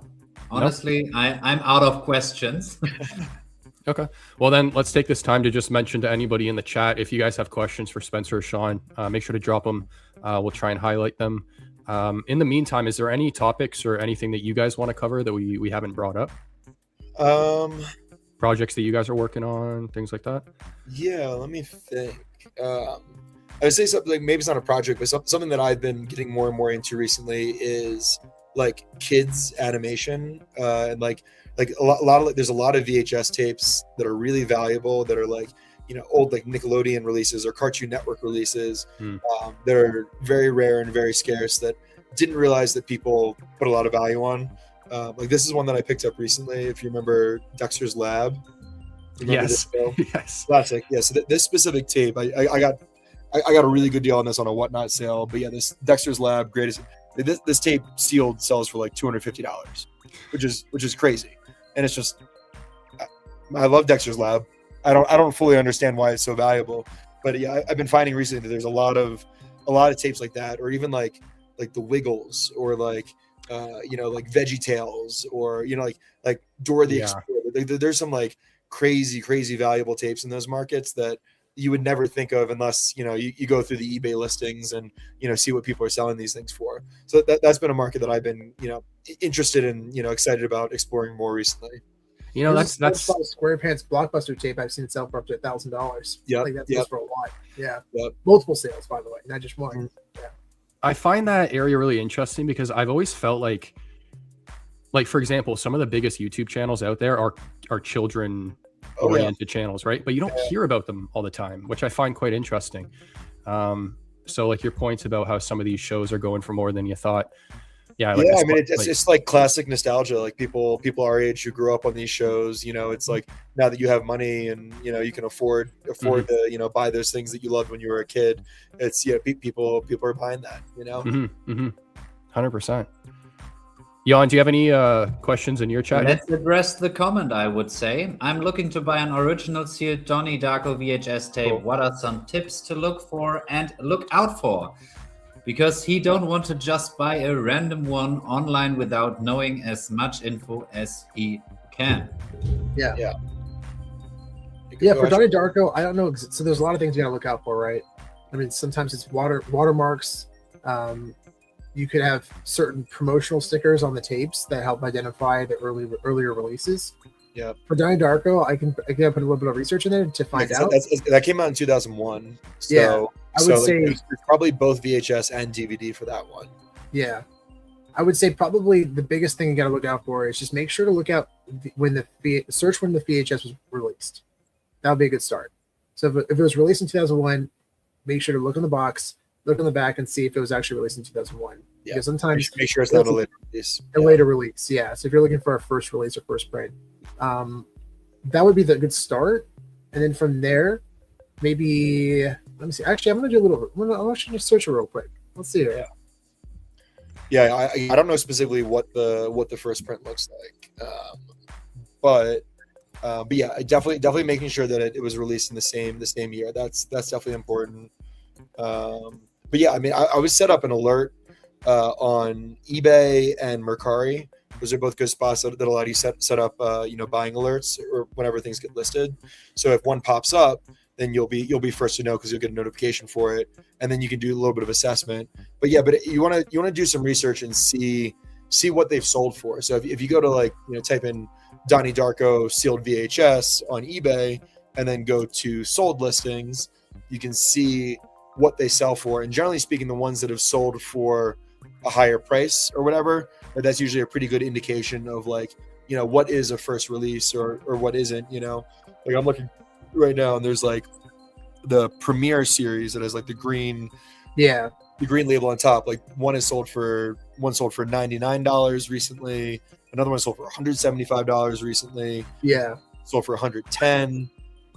I would argue, or not argue, but I would also add on top of that, probably one of the safer routes you can go if you're really a big fan of Donnie Darko and you want to find something, find a promo screener, because there's only one variant of that released, and you don't have to worry about whether it's a first print or not.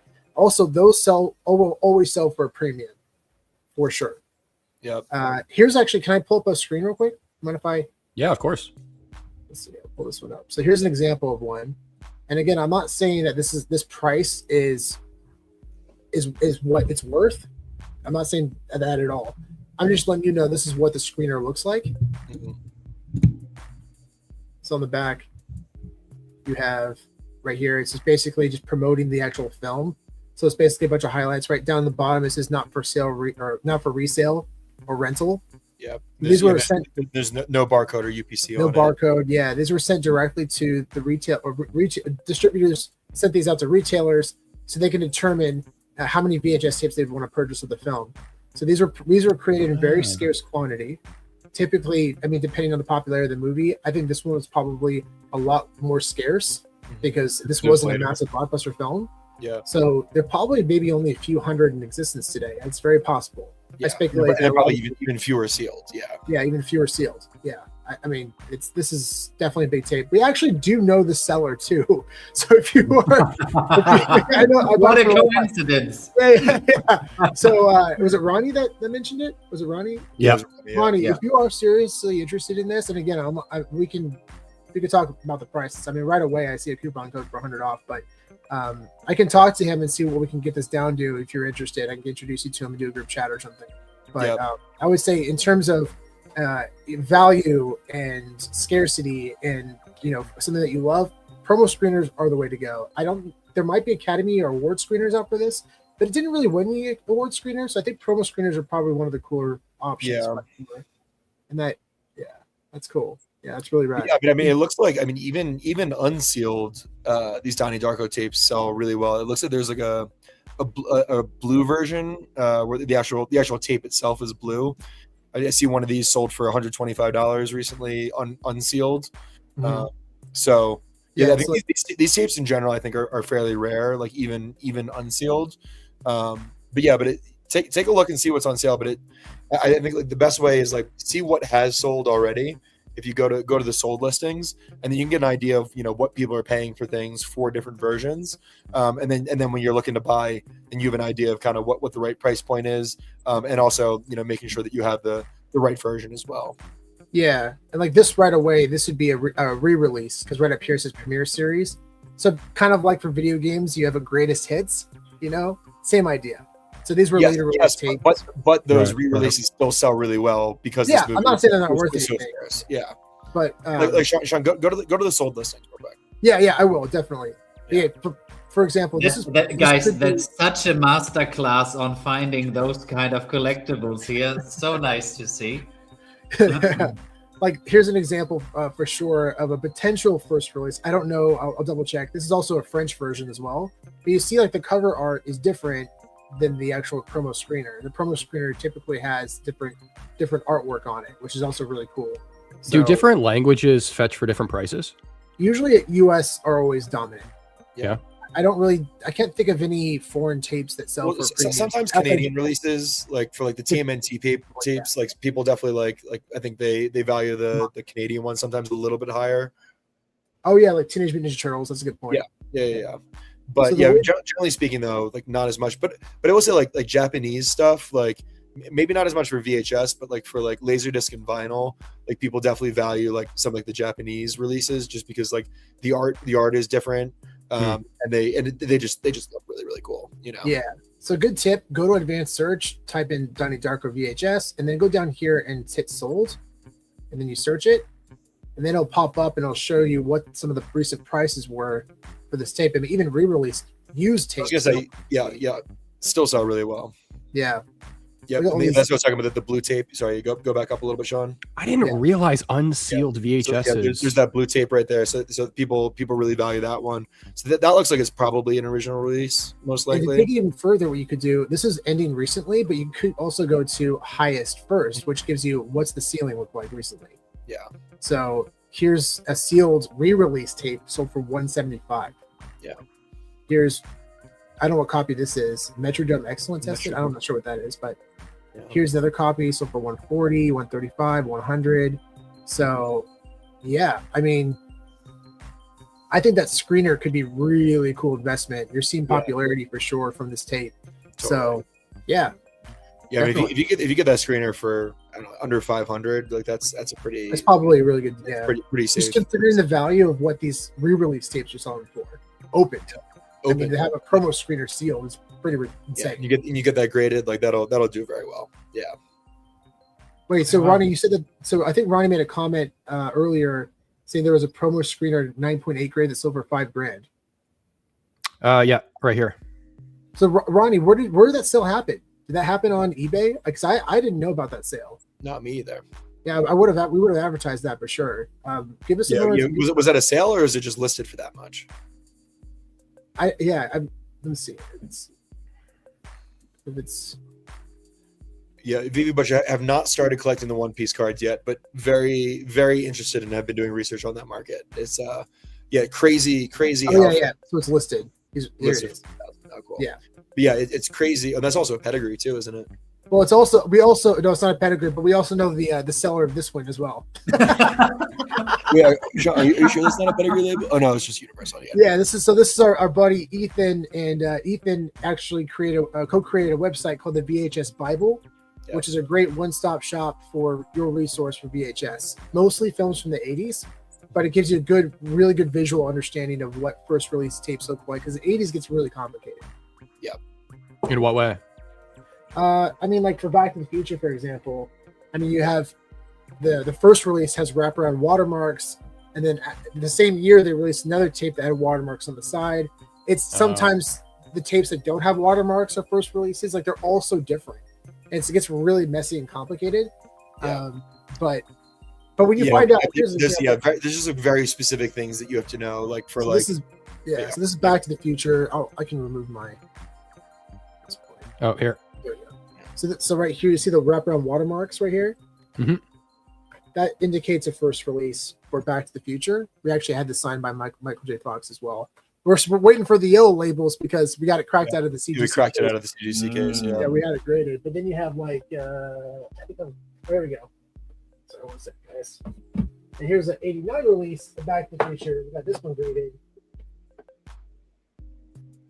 This one right here. So this is an 89 release. Oh, has more signatures. Side. Yeah, it's the side watermark instead of the wraparound. On the bottom right here, it'll say 89. Another one says 86. But yeah, this one's signed by the cast as well. It's really cool. Wow.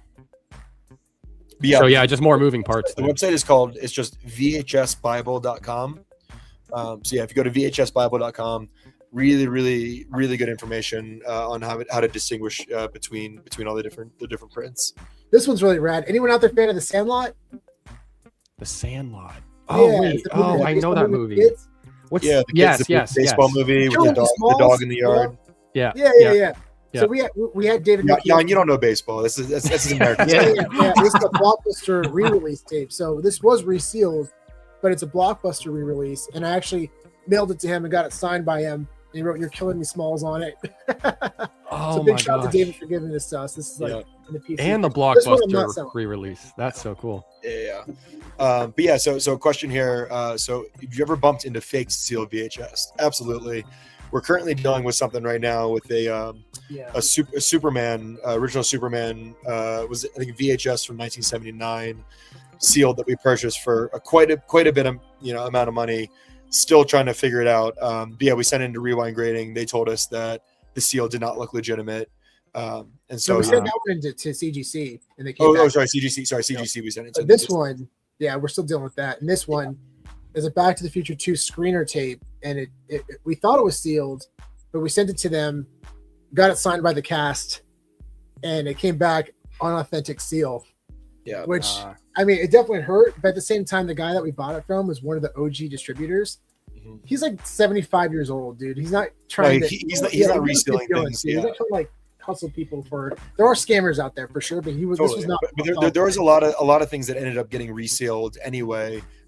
Or even like things that were like previewed tapes. Like if you've seen tapes that have like that previewed like sticker on them that are sealed, like Blockbuster would get tapes and then reseal them and then put them on, even though they were previewed.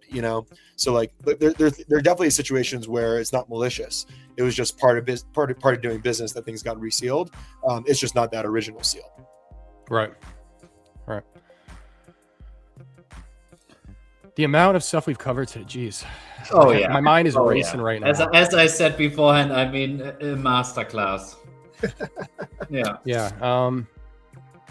Do you have any other comments in your chat that we're missing? No, I've checked. Nothing there. I mean, we've covered it all, I think. Okay. I will say in general, guys, if you're looking for something and you want to find it on eBay, definitely go to eBay, search for it, and then click the heart. Yeah, and then make sure you save it as a saved search, because you'll get notifications either by email or on the app, and you can go on there and see what listings have popped up with those specific searches. So that way you can specifically look for things that you want to find, and they'll pop up daily. And we've sniped a lot of cool shit that way. A lot of really cool stuff. Yeah. And you can do that on Mercari as well, in addition to eBay. They also have saved those searches. See, even an AI bot that scrapes that page from the websites, it gives you notifications that comes in. Yeah. Yeah. Do you have any experience with AI? Do you know how to do any of that kind of stuff? A little bit, but I'm not confident enough to say yes yet. Okay. I'm would love to collaborate on something like that. It's definitely something I've been thinking about for a long time. It's the main thing I'm focused on right now. Yeah, Cool. it's just trying to learn all the AI platforms and how to use them. So, Cool. but yeah, for sure, I can definitely reach out. All right. Nothing else. Let us take this as the last question, because here in Germany it gets kind of late and I have to get up early tomorrow for my real job. So Fair. guys, take this question away, please. So I think this is probably the most undervalued right now. Yeah. Which one? The question. Yeah. Well, So what's undervalued? yeah. Yeah. Yeah. Yeah. What's something you think will be high level collectible that isn't yet? Honestly, I think Laserdisc is one that hasn't really fully caught on yet, that I think will become really valuable, especially now that you're able to grade them, and there's a legit company doing that. I think a lot of people just don't really know what they are. So I think Laserdisc. I think there's a lot of potential there. Yeah, definitely. I mean, we've seen massive sales for Laserdiscs. There's a Willy Wonka original soundtrack graded by VMG that sold for about $10,000 on Golden a few weeks ago. I think that was a vinyl though. I don't think that was a. Yeah, it was vinyl. It was vinyl. I'm saying, yeah, Okay. it was a soundtrack. Yeah, it was vinyl. Okay. I was talking about Laserdisc, which is But yeah, But vinyl's already caught on. Like people already value vinyl quite a bit. I think Laserdisc is the one that's a little more undervalued compared to the two. Yeah, I agree. I've never heard of it actually before this stream, so I'm definitely gonna look more into Yeah, it. me neither. And then there's what's the other one? Video disc, right? Is the other one video disc also was not as popular. That the video disc was like almost like a floppy disk, but it was like a giant like a floppy disk like the size of like a record basically. And so that's video disc. Those also never really caught on, as a format, but also potentially could be a cool collectible. I think cassettes, obviously, those have done very well as well, and I think you can get really good value for a lot of soundtracks. Like we have a couple here. There's one for Back to the Future. It's a first release, sealed. For Back to the Future. Signed by the crew. Not yet. Actually, cool story. Right. So when we got our stuff signed, I actually took a couple from Ethan, actually, who I mentioned earlier, and I had his cassette tape signed for Back to the Future by Michael J. Fox. It got graded by Rewind, and it ended up selling on Golden for around $6,000 to $8,000, around there. Yeah, which is really, really cool. Here's a first release of Superman from 1976. Oh, that's cool. And then this one's pretty wild too. This is an original soundtrack from 2001: Space Odyssey. Yeah, which is still sealed as well. So a couple soundtrack films, and these are a lot easier to collect and store. and then for cassettes, they also do promos as well.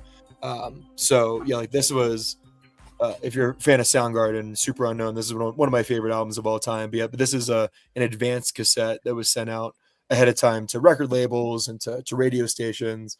Doesn't have the original branding on it, but still sealed and graded. See, stories like that are so cool to me. Yeah, not even having the original branding and stuff. Here's Dr. Dre. I'm not sure if you're a fan of Dre, but this is a promo for the 2001 album. Yeah, the promo tape's still sealed. So this one is not sealed, but this is like an early Leonard Skinnard, promo. It has like literally like just like a basic label that just says Leonard Skinnard on it. It's like there's some really, really cool stuff out there. And these were probably never sealed. Wow.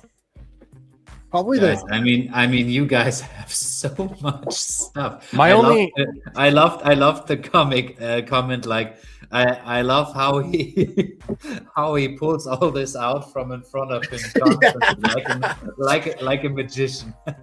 This is probably our biggest grail, probably by far. It's the promotional album or promo tape for the Downward Spiral by 9 Inch Nails. 9 Inch Nails. Yeah, so if you see on there right there, it says for promotional use only on the side. And this is considered a top 100 album of all time. Yeah, so pretty cool to have that one in the collection. You know what, Jan? I know you said last question, but this is the last question. I have to ask this one. Yeah, I saw that. It's a good one. It's a really good one. Can you guys easily detach emotions pretty much from the pieces that you buy? No? Sorry for you? No, it's possible. It's not easy. Yeah, I mean, like we were talking before about that the Harry Potter world premiere ticket that we got. Like it was so hard to let that one go. Like I mean, that's one of my favorite film franchises, and read the books growing up. Like that was, I mean, it was based on where we bought it and where the offer we got on it. It was like kind of a no brainer to take it, but also like it was so hard to let that one go. So hard.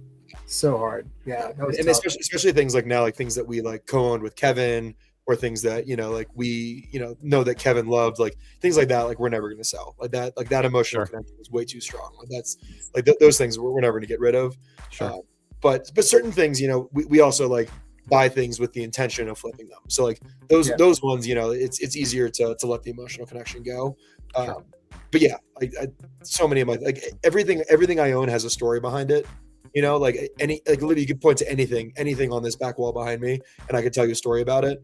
And so, yeah, like having that connection definitely makes it tough to give stuff up. Yeah. They always say it's harder to sell than it is to buy. So Always.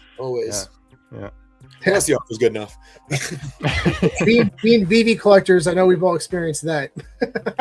Yeah. Oh, wait. Yeah. That's you got to bring up that last one from Ronnie, because that's a great story. Oh, Kevin Smith. Yeah. So we've actually met Kevin Smith twice, and we had this is actually a perfect tie-in to the other question that was asked. So we had a promo screener for Clerks, and it was we got it signed by Jason Mewes and Kevin Smith. Mm-hmm. And it was cool because I knew Kevin Smith worked at a VHS store. I knew he worked at a Blockbuster Video. Yeah. So when he saw it, and most of the people I bring this stuff to, they're like, "Oh, that's cool, neat." But Kevin Smith's a different level, right? I mean, this is very personal for him. And he saw it, and he was like, "Oh my God, this is a sealed promo screener? Holy!"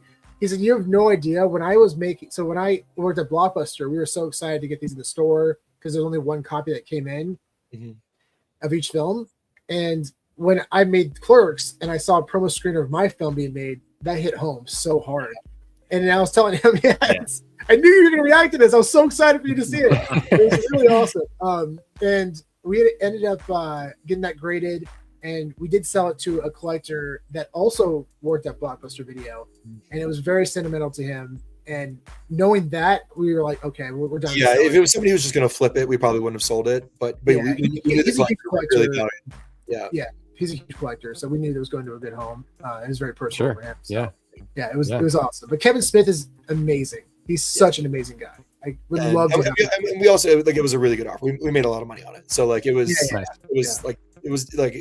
worth it, But also another one that was really really hard to give up, Yeah, totally. I don't know if I could do that. Yeah, we just sniped a Mallrats and a Chasing Amy screener, so we got a date with Kevin Smith again in the future. Yeah, nice. There you go. So I have to address this one. Ronnie, I mean, sorry for the questions. Ronnie, please never again apologize for participating in our stream, adding value, asking questions. Yeah. That's exactly what we want here in our live show. So you are welcome, my friend. I mean, it's totally fine for me. Then I go to bed like half an hour later. So, and then the last when the next episode with this panel, I think we had a lot of fun. I mean, I can speak just for myself. I had a lot of fun, but I guess Josh as well. So if you guys would be up to do that again in the future in some kind of format, I guess we would love to collaborate again with you guys. And I was gonna say, we'd love to have both of you guys on our Q and Hang show at some point. Oh, yeah, that'd be awesome. Yeah. That would be awesome. That would be. Yeah, really appreciate the invite. Yeah. We'll make it happen. Just let us know when and where, and we will be there, and we will definitely find a date for that. Perfect. And Josh, do you want to finish this stream today? Or sure. Yeah, I don't have anything else on my list, but in terms of everyone who came through, supported the show, really appreciate it. Make sure to drop a like and subscribe on the show. And I guess we'll let you guys go unless there's anything else you guys want to mention before we do. We'll save it for the next one. Yeah, awesome. Yeah. Keep an eye out for the drip shop. We'll keep really on that the next couple of days. Probably Pokemon focus. So shoot me a DM, and then I will definitely share it. Yeah. And if you guys. I was gonna say that stream we're also gonna be doing some giveaways. We're gonna be giving away some free pack pulls as well. So it'll be a fun live stream to join. Cool. So if you guys aren't following Comics and Crypto, we already tagged him over on X, so you guys can find him there. And yeah, guys, really appreciate you taking the time and coming on the show. So yeah, anytime, guys. This is great. This is a blast. Of course. We'll see you in the next one, I guess. All right. Bye, everybody. Later, guys. Bye-bye. All right, Jan, quick, get rid of your green screen. Join Video Ninja. Yeah. Oh, wait, we still need you here. Nope. Do this. And then wait, hang on. New stream setup. Hang on. Hold up. Wait, where is it? There. Finally, back in the old setting. For anyone wondering, we're using StreamYard with OBS. So it's like we got two different dashboards we're working with here. But what did you think about that? That was an awesome show. Dude, I mean, there were some parts where I'm like totally gone because I couldn't comprehend where the guys are talking about, because like they went like so deep in this collectibles rabbit hole. But on the same side, I've learned a ton. Yeah, and that was great. The thing that I really appreciate about those guys is, and I think we mentioned this about like D-Roy with Suye. You can see the passion that they have through the screen. 100%. Yeah. That's what I love. So, really appreciate them coming through. Awesome conversation. And then, guys, we're in the last, I guess, stage of today's show. So if there's any questions you want to ask us, any just general topics you want to cover, let us know in the chat. And then if there's nothing, we'll, I guess, wrap things up. But yeah, I mean, I'm really looking forward to joining their show, and I hope we can make it happen. Like, that we kind of on a regular basis maybe have like those kind of discussion rounds also in terms of like VeVe updates or OMI updates or whatever. I think that would be really, really interesting collaboration here with our show and theirs. So I'm really looking forward to that. I've always been a fan of their content. Yeah, and one thing again, we haven't. I know you've addressed that, but Fro, thank you so much. Thank you so much for that donation. Really appreciate that.